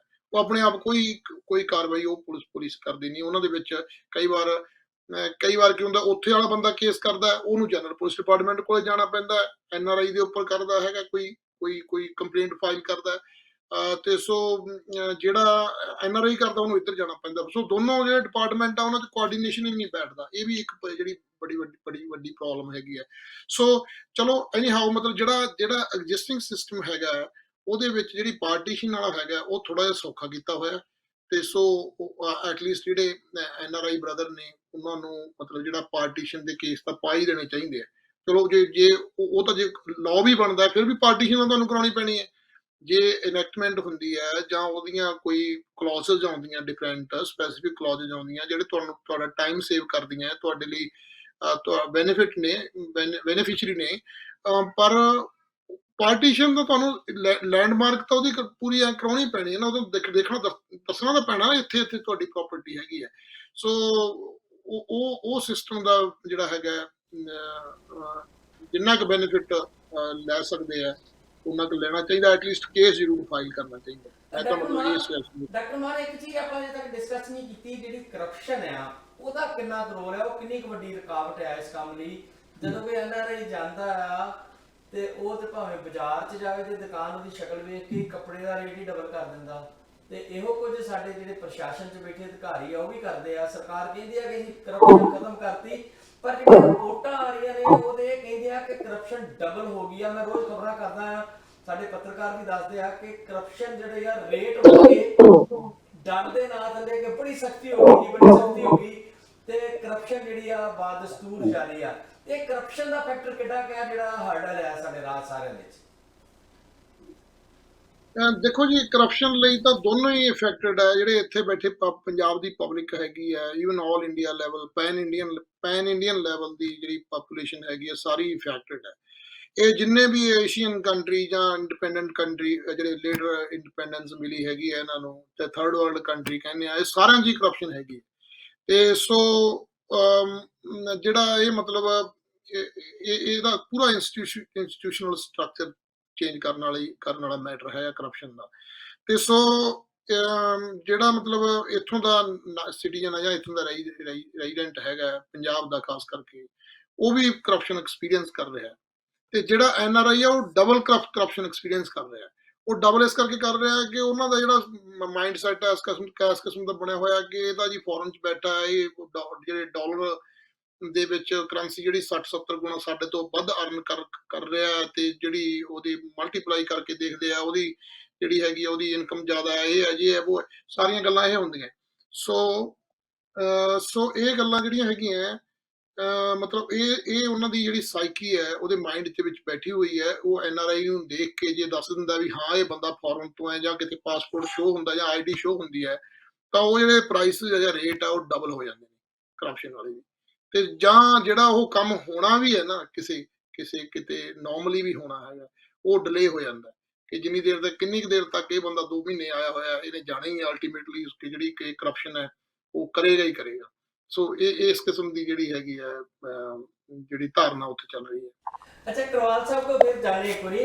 ਕਰਵਾਲ ਸਾਹਿਬ ਤੁਸੀਂ ਇੱਕ NRI ਵਾਸਤੇ ਸਪੈਸ਼ਲ ਕੋਈ ਗਰੁੱਪ ਬਣਾ ਕੇ ਕੁਝ ਐਡਵੋਕੇਟ ਮਿਲ ਕੇ ਸਰਵਿਸਿਜ਼ ਦਿੰਦੇ ਹੋ। ਇੱਕ ਤਾਂ ਮੈਂ ਤੁਹਾਡੇ ਕੋਲ ਜਾਣਨਾ ਚਾਹੂੰਗਾ ਵੀ ਤੁਹਾਡੇ ਕੋਲ NRI ਦੇ ਲੈਂਡ ਦੀ ਜਿਹੜੀ ਹੈਗੀ ਆ ਸਮੱਸਿਆਵਾਂ, ਇਹਨੂੰ ਛੱਡ ਕੇ ਹੋਰ ਕਿਸ ਤਰ੍ਹਾਂ ਦੇ ਕੇਸ ਆਉਂਦੇ ਆ? ਮਤਲਬ ਸਾਡੇ ਸਮਾਜ ਦੇ ਵਿੱਚ ਤਾਣੇ ਬਾਣੇ 'ਚ ਹੋਰ ਵੀ ਕਈ ਕੁਝ ਆ।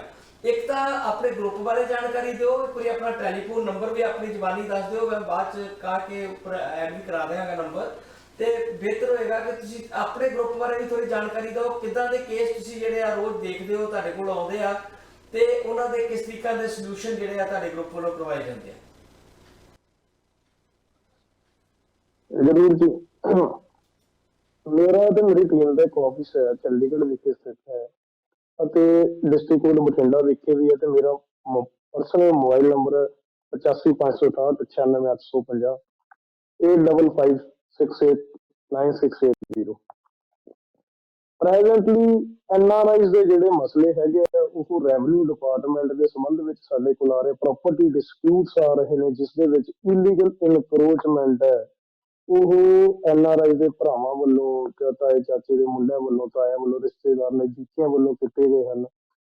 ਅਪਾਰਟ ਫਰੋਮ ਪ੍ਰਾਪਰਟੀ ਡਿਸਪਿਊਟਸ ਨੂੰ ਛੱਡ ਕੇ ਮੈਟਰੀਮੋਨੀਅਲ ਡਿਸਪਿਊਟਸ ਹੈ ਉਹ ਬਹੁਤ ਜ਼ਿਆਦਾ ਆ ਰਹੇ ਨੇ, ਜਿਨ੍ਹਾਂ ਦੇ ਕੋਈ ਰਿਸ਼ਤੇ ਬਾਹਰ ਹੋਏ ਨੇ ਜਾਂ ਕੋਈ ਮੁੰਡਾ ਇੱਧਰ ਦਾ ਜਾਂ ਲੜਕੀ ਉਸ ਉਧਰ ਦੀ ਹੈਗੀ ਹੈ, ਉਹ ਮੈਟਰੀਮੋਨੀਅਲ ਡਿਸਪਿਊਟਸ ਬਹੁਤ ਜ਼ਿਆਦਾ ਅੱਜ ਦੇ ਸਮੇਂ ਦੇ ਵਿੱਚ ਆ ਰਹੇ ਨੇ, ਕਿਉਂਕਿ ਕਈ ਅਜਿਹੇ ਆ ਰਹੇ ਨੇ ਜਿਸ ਦੇ ਵਿੱਚ ਠੱਗੀ ਦਾ ਸ਼ਿਕਾਰ ਹੈ, ਲੜਕੀ ਹੋ ਰਹੀ ਹੈ ਜਾਂ ਲੜਕਾ ਹੋ ਰਿਹਾ ਹੈ, ਜਾਂ ਲੜਕੀ ਆਈਲੈਟਸ ਕਰਵਾ ਕੇ ਚਲੀ ਜਾਂਦੀ ਹੈ, ਲੜਕਾ ਇੱਧਰ ਹੈ, ਜਾਂ ਉਸ ਤੋਂ ਬਾਅਦ ਲੜਕਾ ਇੱਧਰ ਹੈ, ਪਰ ਉਹਨਾਂ ਦੀ ਕਿਸੇ ਤਰੀਕੇ ਦੇ ਨਾਲ ਦੋਨਾਂ ਦੇ ਵਿੱਚ ਡਿਸਪਿਊਟ ਅਰਾਈਜ਼ ਹੋ ਰਿਹਾ। ਮੈਟਰੀਮੋਨੀਅਲ ਡਿਸਪਿਊਟਸ ਬਹੁਤ ਵੱਧ ਰਹੇ ਨੇ। ਅਪਾਰਟ ਫਰੋਮ ਦਿਸ ਬਹੁਤ ਸਾਰੀਆਂ ਰਿਟ ਪਟੀਸ਼ਨਸ ਨੇ ਕੋਈ ਹਾਈ ਕੋਰਟ ਦੇ ਵਿੱਚ, ਜਿਨ੍ਹਾਂ ਦੇ NRIs ਭਰਾਵਾਂ ਦੇ ਕੋਈ ਸਰਵਿਸ ਦੇ ਮੈਟਰਸ ਨੇ, ਉਹ ਵੀ ਸਾਡੇ ਕੋਲੇ ਬਹੁਤ ਹੱਦ ਤੱਕ ਕਾਫੀ ਪੈਂਡਿੰਗ ਨੇ। ਇਸ ਲਈ ਮੈਂ ਆਪਣੇ ਤੇ ਆਪਣੀ ਟੀਮ ਦੇ ਵੱਲੋਂ ਅਸ਼ੋਰ ਕਰਦਾ ਕਿ ਆਲ ਓਵਰ ਪੰਜਾਬ ਦੇ ਵਿੱਚ ਜੇ ਕਿਤੇ ਕੋਈ, ਸਭ ਤੋਂ ਪਹਿਲਾਂ ਜੇ ਕੋਈ ਰੈਵਨਿਊ ਦਾ ਮਸਲਾ ਆਉਂਦਾ ਹੈ ਤਾਂ ਉਸ ਦੇ ਵਿੱਚ NRI ਭਰਾ ਆਪਣਾ ਇੱਕ ਪਰਮਾਨੈਂਟ ਐਡਵੋਕੇਟ ਆਪਣਾ ਅਪੁਆਇੰਟ ਕਰਕੇ ਉਸ ਤੋਂ ਆਪਣੀ ਪ੍ਰਾਪਰਟੀ ਦੀ ਤਕਸੀਮ ਕਰਵਾਉਣ। ਮੋਰ ਓਵਰ ਕਿਸੇ ਨਾ ਕਿਸੇ ਪਰਸਨ ਨੂੰ ਆਥੋਰਾਈਜ਼ ਕਰਨ ਕਿ ਜੇਕਰ ਉਹਨਾਂ ਦੀ ਐਬਸੈਂਸ ਦੇ ਵਿੱਚ ਕਿਤੇ ਕੋਈ ਮਾਮਲਾ ਉਜਾਗਰ ਹੁੰਦਾ ਹੈ ਤਾਂ ਤੁਰੰਤ ਕਾਰਵਾਈ ਲਈ ਉਹ ਪਰਸਨ ਉਹਨਾਂ ਦੇ ਬਿਹਾਫ ਤੇ ਅਪੀਅਰ ਹੋ ਸਕੇ। ਜੀ ਅੱਛਾ, ਜਿਹੜਾ ਤੁਸੀਂ ਕਹਿ ਰਹੇ ਹੋ ਕਿ ਇੱਕ ਟੀਮ ਹਾਇਰ ਕਰਨ ਜਾਂ ਇੱਕ ਆਪਣਾ ਐਡਵੋਕੇਟ ਪਰਮਾਨੈਂਟ ਹਾਇਰ ਕਰਨ, ਜਿੱਦਾਂ ਸਾਡੇ ਫੈਮਿਲੀ ਡਾਕਟਰ ਹੁੰਦੇ ਆ, ਤੇ ਉਹਦਾ ਕਿੰਨਾ ਕੁ ਖਰਚਾ ਆਪਾਂ ਐਕਸਪੈਕਟ ਕਰ ਸਕਦੇ ਹਾਂ? ਵੀ ਕੋਈ NRI ਕੋਈ ਕਹਿੰਦਾ ਕਿ ਮੇਰਾ ਕੋਈ ਡਿਸਪਿਊਟ ਹੋ ਸਕਦਾ ਨਾ ਭਵਿੱਖ ਵਿੱਚ ਵੀ ਹੋ ਸਕਦਾ, ਤੇ ਮੈਂ ਪਹਿਲਾਂ ਤੋਂ ਹੀ ਤੁਹਾਨੂੰ ਹਾਇਰ ਕਰਨਾ ਚਾਹੁੰਦਾ, ਤੇ ਉਹਦੇ ਲਈ ਕੀ ਤੁਸੀਂ ਕੋਈ ਮੰਥਲੀ, ਈਅਰਲੀ ਜਾਂ ਕੇਸ ਦੇ ਹਿਸਾਬ ਨਾਲ ਕਰਦੇ ਹੋ? ਜੋ ਤੁਸੀਂ ਸ਼ਬਦ ਵਰਤਿਆ ਕਿ ਪਰਮਾਨੈਂਟ ਵਕੀਲ ਹਾਇਰ ਕਰਨ, ਉਹਦਾ ਕੀ ਭਾਵ ਲਿਆ ਜਾਵੇ? ਕਿ ਉਹਨਾਂ ਨੂੰ ਕੋਈ ਈਅਰਲੀ ਕੋਈ ਪੇ ਕਰਨਾ ਪਏਗਾ, ਮੰਥਲੀ ਪੇ ਕਰਨਾ ਪਏਗਾ, ਜਾਂ ਕੇਸ ਟੂ ਕੇਸ ਕਰਨਾ ਪਏਗਾ?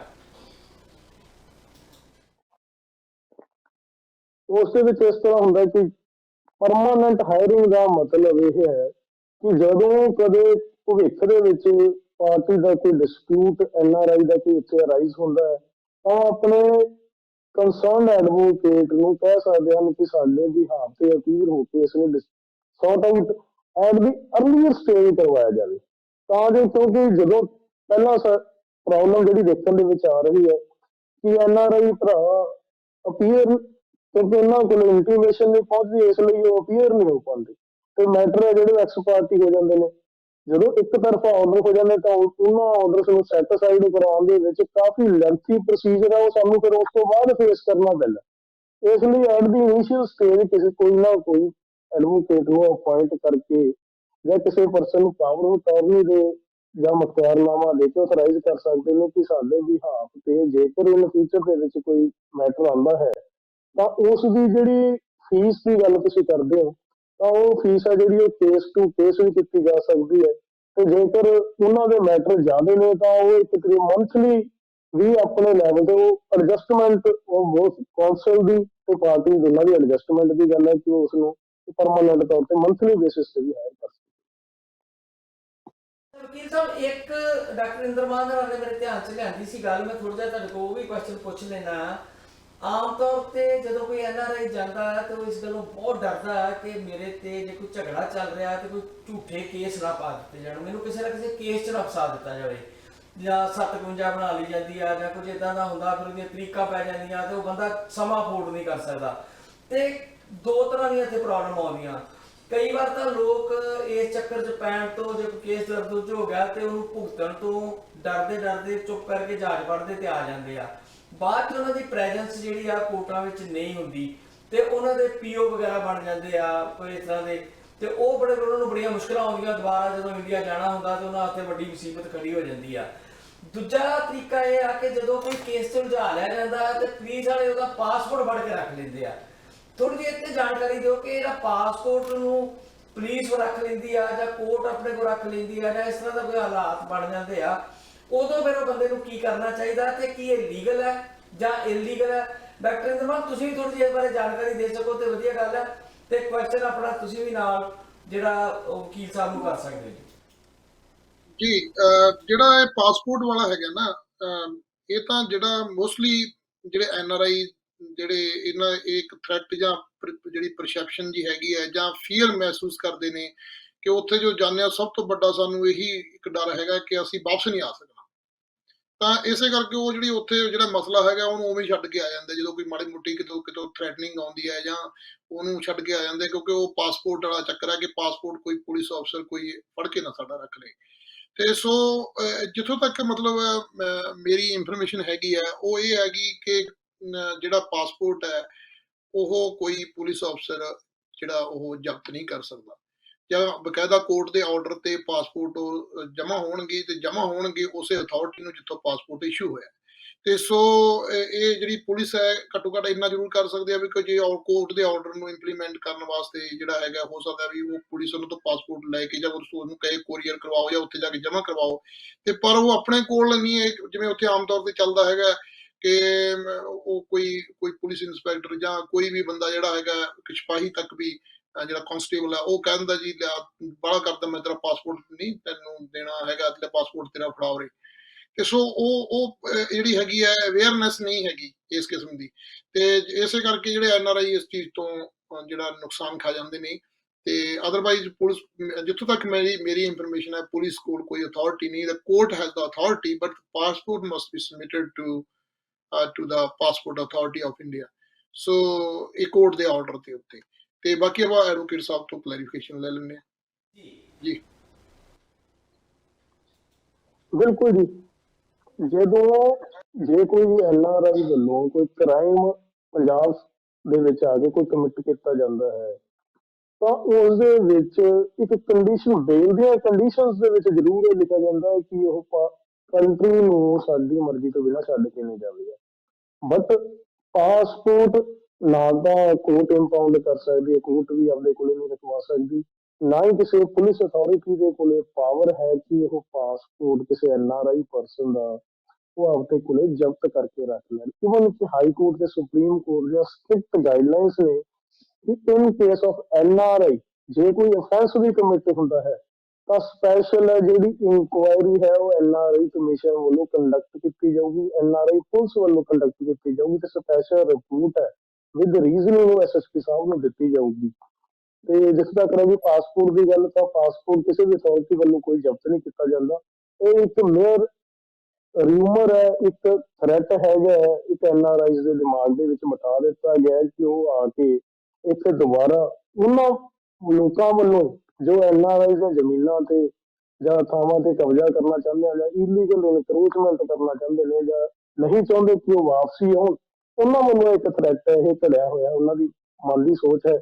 ਤੇ ਜਿਸ ਕਰਕੇ ਇੱਕ ਡਰ ਬਣਾਇਆ ਗਿਆ ਹੈ ਕਿ ਇੱਥੇ ਆ ਕੇ ਪੰਜਾਬ ਦੇ ਵਿੱਚ ਦੁਬਾਰਾ ਤੋਂ ਆਪਣਾ ਹੋਲਡ ਨਾ ਬਣਾ ਸਕਣ। ਵਕੀਲ ਸਾਹਿਬ, ਜੇ ਇਦਾਂ ਦੀ ਸਿਚੁਏਸ਼ਨ ਹੋ ਜਾਂਦੀ ਹੈ, ਸਪੋਜ਼ ਮੈਂ ਇੰਡੀਆ ਆਇਆ, ਮੇਰਾ ਕਿਸੇ ਨਾਲ ਝਗੜਾ ਹੋ ਗਿਆ ਤੇ ਪੁਲਿਸ ਅਫਸਰ ਮੈਨੂੰ ਧਮਕੀ ਦੇ ਕੇ ਮੇਰਾ ਪਾਸਪੋਰਟ ਲੈ ਜਾਂਦਾ, ਤੇ ਫਿਰ ਕਿੱਥੇ ਜਾਣਾ ਹੁੰਦਾ? ਜਦੋਂ ਕੰਪਲੇਂਟ ਕਰਨੀ ਉਦੋਂ ਤਾਂ ਪੁਲਿਸ ਅਫਸਰ ਨੂੰ ਕਰਨੀ ਹੁੰਦੀ ਹੈ, SHO ਨੂੰ ਜਾਂ SSP ਨੂੰ ਮਿਲਣਾ ਹੁੰਦਾ ਜਾ ਕੇ, ਜ਼ਿਆਦਾ ਕੋਈ ਰਸੂਖ ਵਾਲਾ ਬੰਦਾ ਉਹਦੇ ਕਮਿਸ਼ਨਰ ਨੂੰ ਮਿਲੂਗਾ ਪੁਲਿਸ ਵਾਲੇ ਨੂੰ। ਤੇ ਜਦੋਂ ਖੁਦ ਹੀ ਪੁਲਿਸ ਹੀ ਇਦਾਂ ਕਰਦੀ ਹੋਵੇ ਤੇ ਫਿਰ ਉਹਦੀ ਸੁਣਵਾਈ ਕਿੱਥੇ ਹੋ ਸਕਦੀ ਹੈ? ਜੇਕਰ ਇਸ ਤਰੀਕੇ ਦੀ ਕੋਈ ਸਿਚੁਏਸ਼ਨ ਆਉਂਦੀ ਹੈ ਤਾਂ then ਐਪਲੀਕੇਸ਼ਨ ਕੰਸਰਨਡ SSP ਨੂੰ ਰਾਈਟਿੰਗ ਦੇ ਵਿੱਚ ਦਿੱਤੀ ਜਾਵੇ, ਇਨ ਰਿਟਨ ਦੇ ਵਿੱਚ, ਕਿ ਮੈਂ NRIਆਂ ਦੇ ਇਸ ਪੁਲਿਸ ਆਫੀਸਰ ਵੱਲੋਂ ਵਿਦਆਊਟ ਆਥੋਰਾਈਜੇਸ਼ਨ ਜਿਹੜਾ ਮੇਰਾ ਪਾਸਪੋਰਟ ਹੈ ਉਹ ਸੀਜ਼ ਕੀਤਾ ਗਿਆ। ਜੇਕਰ SSP ਵੱਲੋਂ ਵੀ ਕਾਰਵਾਈ ਕੋਈ ਨਹੀਂ ਹੁੰਦੀ ਤਾਂ CRPC 156 ਕਲੌਜ਼ 3 ਦੇ under criminal complaint or the registration of FIR against the concerned police officer वो फाइल की जा सकती है। ਕਰੇ ਕਿ ਮੇਰੇ ਨਾਲ ਇਹ ਧੱਕਾ ਹੋ ਰਿਹਾ ਤਾਂ ਫਿਰ ਕੋਰਟ ਉਸ ਬੰਦੇ ਦੀ ਕੋਈ ਹੈਲਪ ਕਰਦੀ ਹੈ ਜੀ? ਜੇ ਕੋਈ ਇਸ ਤਰ੍ਹਾਂ ਦਾ ਸਿੱਧੇ ਤੌਰ ਤੇ ਤੁਹਾਡੇ ਕੋਲ ਕੋਈ ਬੰਦਾ ਆ ਜਾਂਦਾ ਕਿ ਮੇਰੀ ਪੁਲਿਸ ਵਾਲੇ ਨਹੀਂ ਸੁਣ ਰਹੇ, ਮੈਂ SSP ਕੋਲ ਚਲ ਗਿਆ, ਮੇਰੀ ਨਹੀਂ ਸੁਣਵਾਈ ਹੋ ਰਹੀ ਪਰ ਮੇਰਾ ਪਾਸਪੋਰਟ ਵੀ ਨਹੀਂ ਦੇ ਰਹੇ, ਤੇ ਫਿਰ ਕੋਈ ਕੋਰਟ ਦੇ ਵਿੱਚ ਕਿਸੇ ਤਰ੍ਹਾਂ ਦਾ ਕੋਈ ਅਪੀਲ ਦਲੀਲ ਕੋਈ ਚੱਲਦੀ ਹੈ ਜੀ? ਬਿਲਕੁਲ ਜੀ, ਕੋਰਟ ਦੇ ਵਿੱਚ CRPC ਸੈਕਸ਼ਨ 156 ਕਲੌਜ਼ 3 ਦੇ under for the registration of criminal complaint against the concerned police officer ਉਹ ਫਾਈਲ ਕੀਤੀ ਜਾ ਸਕਦੀ ਤੇ ਰੈਲੀਵੈਂਟ ਸੈਕਸ਼ਨ ਦੇ ਅੰਡਰ ਉਸ ਦੀ ਪਨਿਸ਼ਮੈਂਟ ਦਾ ਪ੍ਰਾਵਧਾਨ ਵੀ ਹੈ ਜੀ।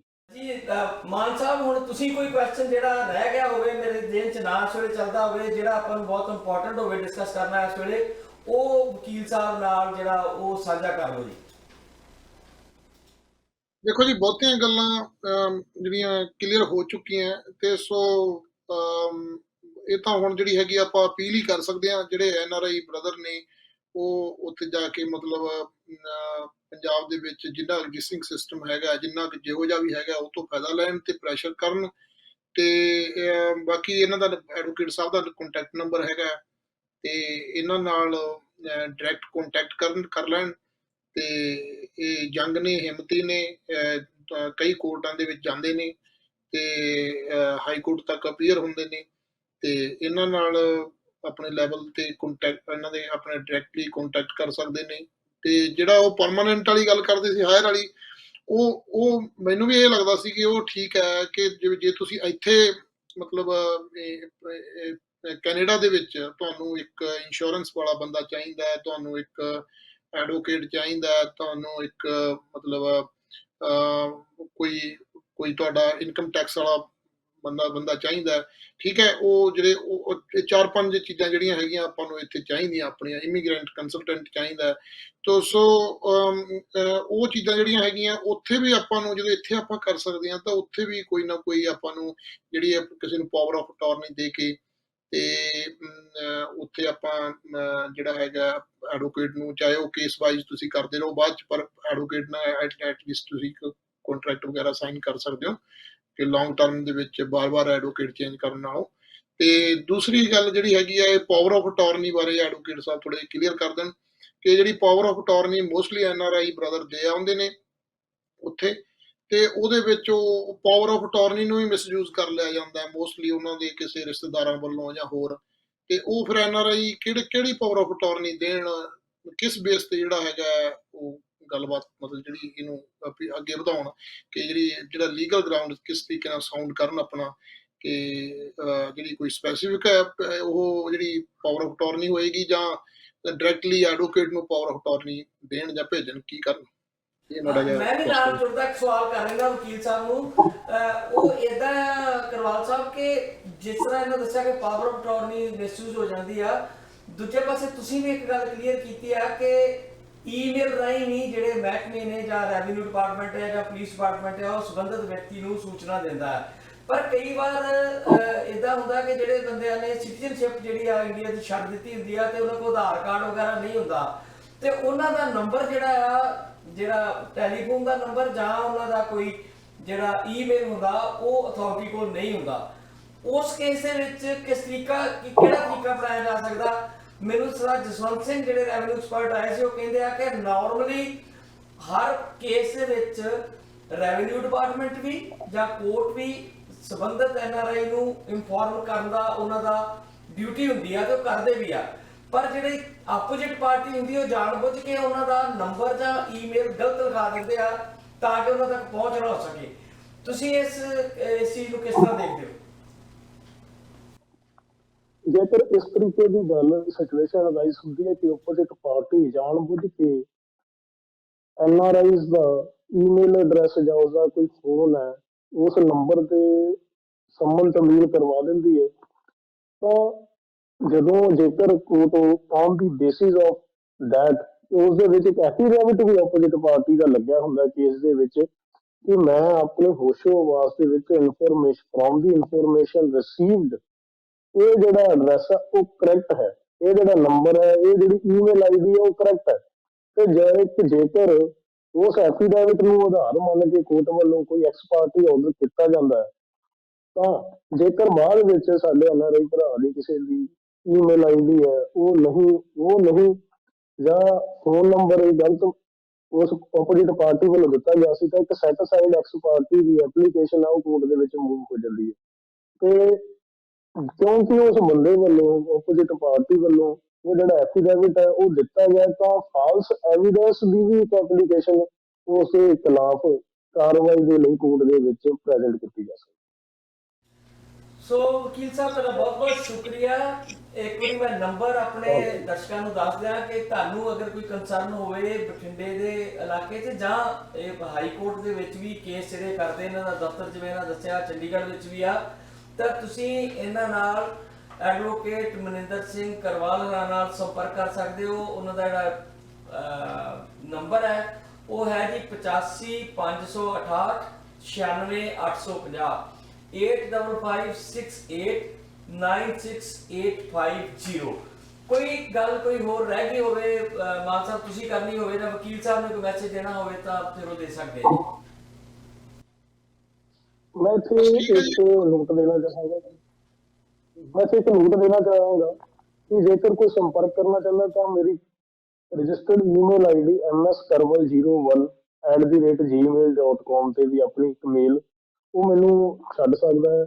ਮੋਰ ਓਵਰ ਮੇਰੇ ਵੱਲੋਂ ਤੇ ਮੇਰੀ ਟੀਮ ਵੱਲੋਂ ਅਸ਼ੋਰਟੀ ਦਿਵਾਉਣਾ ਚਾਹੁੰਦਾ ਕਿ ਸਾਡੇ ਵੱਲੋਂ ਜੇਕਰ ਕੋਈ NRI ਭਰਾ ਦੇ ਡਿਸਪਿਊਟਸ ਹੈ ਉਹ ਇੱਧਰ ਅਰਾਈਜ਼ ਹੁੰਦੇ ਨੇ, ਤਾਂ ਰੂਟ ਲੈਵਲ ਤੋਂ ਉਹਨਾਂ ਨੂੰ ਡਿਸਪੋਜ਼ ਆਫ ਕਰਵਾਉਣ ਦੇ ਲਈ ਸਾਡੇ ਵੱਲੋਂ ਆਪਣੇ ਵੱਲੋਂ ਪੂਰੀ ਕੋਸ਼ਿਸ਼ ਕੀਤੀ ਜਾਵੇਗੀ। ਡਿਸਟ੍ਰਿਕਟ ਕੋਰਟਸ ਦੇ ਵਿੱਚ ਹੋਣ ਚਾਹੇ ਉਹ ਹਾਈ ਕੋਰਟਸ ਦੇ ਵਿੱਚ ਹੋਣ ਪੰਜਾਬ ਦੇ ਵਿੱਚ। ਤੇ ਇਸ ਤੋਂ ਇਲਾਵਾ ਵੀ ਜੇਕਰ NRI ਭਰਾ ਕੋਈ ਲੋੜਵੰਦ ਕਿਸੇ ਵੱਲੋਂ ਮੌਕੇ ਉੱਤੇ ਕੋਈ ਐਕਸ਼ਨ ਲੈਣਾ ਚਾਹੁੰਦਾ ਹੈ ਕਿਸੇ ਪਾਰਟੀ ਦੇ ਅਗੇਂਸਟ ਜਾਂ ਉਸ ਨੂੰ ਹਰਾਸਮੈਂਟ ਹੋ ਰਹੀ ਹੈ, ਤਾਂ ਵੀ ਉਹ ਆਪਣਾ ਕੋਈ ਈਮੇਲ ਮੈਨੂੰ ਪਾ ਦੇਵੇ ਜਾਂ ਕੰਟੈਕਟ ਮੈਨੂੰ WhatsApp ਕਰ ਦੇਵੇ, then I will contact। Okay sir. ਤੇ ਡਾਕਟਰ ਇੰਦਰਮਾਨ ਤੁਸੀਂ ਕੋਈ ਕਲੋਜ਼ਿੰਗ ਰਿਮਾਰਕਸ ਕਹਿਣੇ ਹੋਣ ਤਾਂ? ਹਾਂਜੀ, ਮੈਂ ਇਹ ਕਹਿਣਾ ਚਾਹੁੰਦਾ ਸੀ ਵੀ ਜਿਹੜਾ ਇਹ ਐਡਵੋਕੇਟ ਨਾਲ ਤਾਂ ਆਪਣਾ ਕੰਟੈਕਟ ਕਰਨਗੇ ਤੇ ਨਾਲ ਜਿਹੜੀ ਉਹ ਇਨੈਕਟਮੈਂਟ ਵਾਲੀ ਗੱਲ ਹੈਗੀ ਆ ਉਹ NRI ਬ੍ਰਦਰ ਆਪਣਾ ਇੱਕ ਪਲੇਟਫਾਰਮ ਤੇ ਇਕੱਠੇ ਹੋ ਕੇ ਜਾਂ ਜਿਹੜੀ ਉਹ NRI ਸਭਾ ਬਣੀ ਹੋਈ ਹੈ ਜਲੰਧਰ ਦੇ ਵਿੱਚ ਉਹਨੂੰ ਹੋਰ ਸਟਰੈਂਥਨ ਕਰਕੇ ਤਾਂ ਪ੍ਰੈਸ਼ਰ ਬਿਲਡ ਕਰਕੇ ਜਿਹੜਾ ਹੈਗਾ ਉਹ ਐਕਟ ਪਾਸ ਕਰਨ ਵਾਲੇ ਪਾਸੇ ਨੂੰ ਤੁਰਨ। ਤੇ ਜਿਹੜਾ ਇਹ ਅਡਹੌਕਿਜ਼ਮ ਹੈ ਕਿ ਇੱਕ ਬੰਦੇ ਨੂੰ ਆਪਾਂ ਮਿਲਦੇ ਹਾਂ ਫਿਰ ਦੂਸਰੇ ਨੂੰ ਮਿਲਦੇ ਹਾਂ ਫਿਰ ਤੀਸਰੇ ਨੂੰ ਮਿਲਦੇ ਹਾਂ ਤੇ ਉਹ ਤੁਹਾਡਾ ਟਾਈਮ ਵੇਸਟਿੰਗ ਹੈ। ਉਹਦੇ ਵਿੱਚ ਕੋਈ ਇੰਸਟੀਟਿਊਸ਼ਨਲ ਵਰਕ ਨਹੀਂ ਕਰਦੀ ਹੈਗੀ, ਉਹਦੇ ਵਿੱਚ ਇੰਡੀਵਿਜੂਅਲ ਵਰਕ ਹੈਗਾ ਕਿ one person to another person, ਤੇ ਉਹਦੇ ਵਿੱਚ ਸਾਰੀ ਟਾਈਮ ਵੇਸਟਿੰਗ ਹੈ। ਸਪੋਜ਼ ਗਵਰਨਮੈਂਟ ਇੱਕ ਆਉਂਦੀ ਹੈ, ਦੂਸਰੀ ਆਉਂਦੀ ਹੈ, ਤੀਸਰੀ ਆਉਂਦੀ ਹੈ। ਜੇਕਰ ਕੋਈ ਇੰਸਟੀਟਿਊਸ਼ਨਲ ਸਟਰਕਚਰ ਖੜਾ ਹੋ ਜਾਂਦਾ ਹੈ ਜਾਂ ਇਸ ਕਿਸਮ ਦੀ ਅੰਡਰ ਦਾ ਇਨੈਕਟਮੈਂਟ ਜਿਵੇਂ ਕਿ ਫਾਸਟ ਟਰੈਕ ਕੋਰਟ ਹੈ, ਦੈਟਸ ਇੰਸਟੀਟਿਊਸ਼ਨ। ਤਾਂ ਜਿਹੜੀ ਇੰਸਟੀਟਿਊਸ਼ਨ ਹੈ ਉਹ ਇੰਸਟੀਟਿਊਸ਼ਨ ਤੁਹਾਡੇ ਲਈ ਪਰਮਾਨੈਂਟ ਵਰਕ ਕਰਨਗੀਆਂ। ਉਹਦਾ ਲਾਹਾ ਜਿਹੜਾ ਹੈਗਾ ਤੁਸੀਂ ਜਿਹੜੀਆਂ ਬਿਯੋਂਡ ਪੋਲੀਟੀਕਲ ਐਫੀਲੀਏਸ਼ਨ ਤੋਂ ਵੀ ਲੈ ਸਕਦੇ ਹੋ, ਚਾਹੇ ਤੁਹਾਡੀ ਪਾਰਟੀ ਕਿਸੇ ਵੀ ਪੋਲੀਟੀਕਲ ਪਾਰਟੀ ਨਾਲ ਐਫੀਲੀਏਸ਼ਨ ਹੈਗੀ ਹੈ ਜਾਂ ਨਹੀਂ ਵੀ ਹੈਗੀ ਤਾਂ ਲੈ ਸਕਦੇ ਹੋ। ਅਦਰਵਾਈਜ਼ ਜੋ ਇੰਸਟੀਟਿਊਸ਼ਨ ਨਹੀਂ ਹੈਗੀਆਂ ਤਾਂ ਤੁਹਾਨੂੰ ਜਿਹੜੀਆਂ ਗਵਰਨਮੈਂਟਸ ਜਿਹੜੀਆਂ ਹੈਗੀਆਂ ਕਰੰਟ ਗਵਰਨਮੈਂਟ ਉਹਦੇ ਨਾਲ ਐਫੀਲੀਏਸ਼ਨ ਰੱਖਣੀ ਪੈਣੀ ਹੈ, ਫਿਰ ਦੂਜੀ ਗਵਰਨਮੈਂਟ ਨਾਲ ਐਫੀਲੀਏਸ਼ਨ ਰੱਖਣੀ ਪੈਣੀ ਹੈ, ਫਿਰ ਤੀਸਰੀ ਨਾਲ ਰੱਖਣੀ ਪੈਣੀ, ਜਿਵੇਂ ਚੇਂਜ ਹੋਈ ਜਾਣਗੀਆਂ ਤੇ ਜਿਹਦੀ ਕੋਈ ਅਪਰੋਚ ਹੈਗੀ ਆ ਉਹਦੇ ਮਾੜੇ ਮੋਟੇ ਕੰਮ ਹੋ ਜਾਣੇ, ਅਦਰਵਾਈਜ਼ ਦੂਸਰਾ ਤੇ ਰਹਿ ਜਾਣਾ। ਸੋ ਇਸ ਕਰਕੇ ਕੋਈ ਜਿਹੜਾ ਕੰਕਰੀਟ ਐਕਸ਼ਨ ਜਿਹੜਾ ਹੈਗਾ ਉਹ ਗਵਰਨਮੈਂਟ ਤੋਂ ਕਰਵਾਇਆ ਜਾਵੇ ਤਾਂ ਕੰਕਰੀਟ ਐਕਸ਼ਨ ਜਿਹੜਾ ਹੈਗਾ only and only one is the legislation. ਜੀ ਬਹੁਤ ਬਹੁਤ ਸ਼ੁਕਰੀਆ ਐਡਵੋਕੇਟ ਮਨਿੰਦਰ ਸਿੰਘ ਟਰਵਾਲ ਸਾਹਿਬ ਤੇ ਡਾਕਟਰ ਇੰਦਰਮਾਨ, ਤੁਹਾਡਾ ਦੋਨਾਂ ਦਾ ਬਹੁਤ ਬਹੁਤ ਸ਼ੁਕਰੀਆ। ਮੈਂ ਉਮੀਦ ਕਰਦਾ ਕਿ ਸਾਡੇ ਦਰਸ਼ਕਾਂ ਨੂੰ ਇਹਦੇ ਤੋਂ ਕੋਈ ਨਾ ਕੋਈ ਜ਼ਰੂਰ ਇਨਫੋਰਮੇਸ਼ਨ ਮਿਲੀ ਹੋਏਗੀ, ਇਹਦਾ ਜ਼ਰੂਰ ਲਾਭ ਮਿਲੇਗਾ। ਤੇ ਇੱਕ ਵਾਰੀ ਮੈਂ ਫੇਰ ਕੋਈ ਦੋਸਤ ਸੰਪਰਕ ਕਰਨਾ ਚਾਹਵੇ ਤੇ ਨੰਬਰ ਮੇਰੇ ਕੋਲ ਵੀ ਲੈ ਸਕਦੇ ਕਿਸੇ ਵੇਲੇ। ਡਾਕਟਰ ਇੰਦਰਮਾਨ ਨੂੰ ਸਾਰੇ ਲੋਕ ਜਾਣਦੇ ਆ ਇੱਥੇ, ਉਹਨਾਂ ਕੋਲੋਂ ਵੀ ਵਕੀਲ ਸਾਹਿਬ ਦਾ ਨੰਬਰ ਲੈ ਸਕਦੇ ਹੋ। ਵੈਸੇ ਮੈਂ ਨੰਬਰ ਇੱਕ ਵਾਰੀ ਰਿਪੀਟ ਕਰ ਦੇਣਾ 8556896850। ਮੈਂ ਇਹ ਵੀ ਸਪਸ਼ਟ ਕਰਦਾ ਕਿ ਕੋਈ ਐਡਵਰਟਾਈਜ਼ਮੈਂਟ ਨਹੀਂ ਅਸੀਂ ਕਰ ਰਹੇ, ਇੱਕ ਪ੍ਰੋਗਰਾਮ ਕਰ ਰਹੇ ਇਨਫੋਰਮੇਟਿਵ, ਨਾ ਹੀ ਅਸੀਂ ਵਕੀਲ ਸਾਹਿਬ ਦੀ ਕੋਈ ਕਰ ਰਹੇ ਹਾਂ ਪ੍ਰਮੋਸ਼ਨ ਤੇ ਨਾ ਹੀ ਕੋਈ ਹੋਰ, ਇੱਕ ਜਨਰਲ ਡਿਸਕਸ਼ਨ ਅਸੀਂ ਕਰ ਰਹੇ ਹਾਂ ਕਿਉਂਕਿ ਕੰਮ ਕਰਦੇ ਨੇ ਇੱਕ ਟੀਮ ਵਾਂਗੂ ਕੰਮ ਕਰਦੇ ਨੇ, ਓਨੈਸਟੀ ਨਾਲ ਕੰਮ ਕਰਦੇ ਨੇ। ਇਸ ਕਰਕੇ ਅਸੀਂ ਆਪਣੇ ਚੈਨਲ ਵੱਲੋਂ ਵੀ ਰਿਕਮੈਂਡ ਕਰਦੇ ਹਾਂ ਕਿ ਤੁਸੀਂ ਇਹਨਾਂ ਨਾਲ ਰਾਬਤਾ ਕਰਕੇ ਕੋਈ ਪ੍ਰੋਬਲਮ ਹੈ ਤਾਂ ਉਹਦਾ ਸੋਲੂਸ਼ਨ ਤੁਹਾਨੂੰ ਜ਼ਰੂਰ ਇਹ ਕੋਈ ਨਾ ਕੋਈ ਲੈ ਕੇ ਦੇਣਗੇ। ਤੁਹਾਡਾ ਦੋਨਾਂ ਦਾ ਬਹੁਤ ਬਹੁਤ ਧੰਨਵਾਦ ਜੀ, ਸ਼ੁਕਰੀਆ।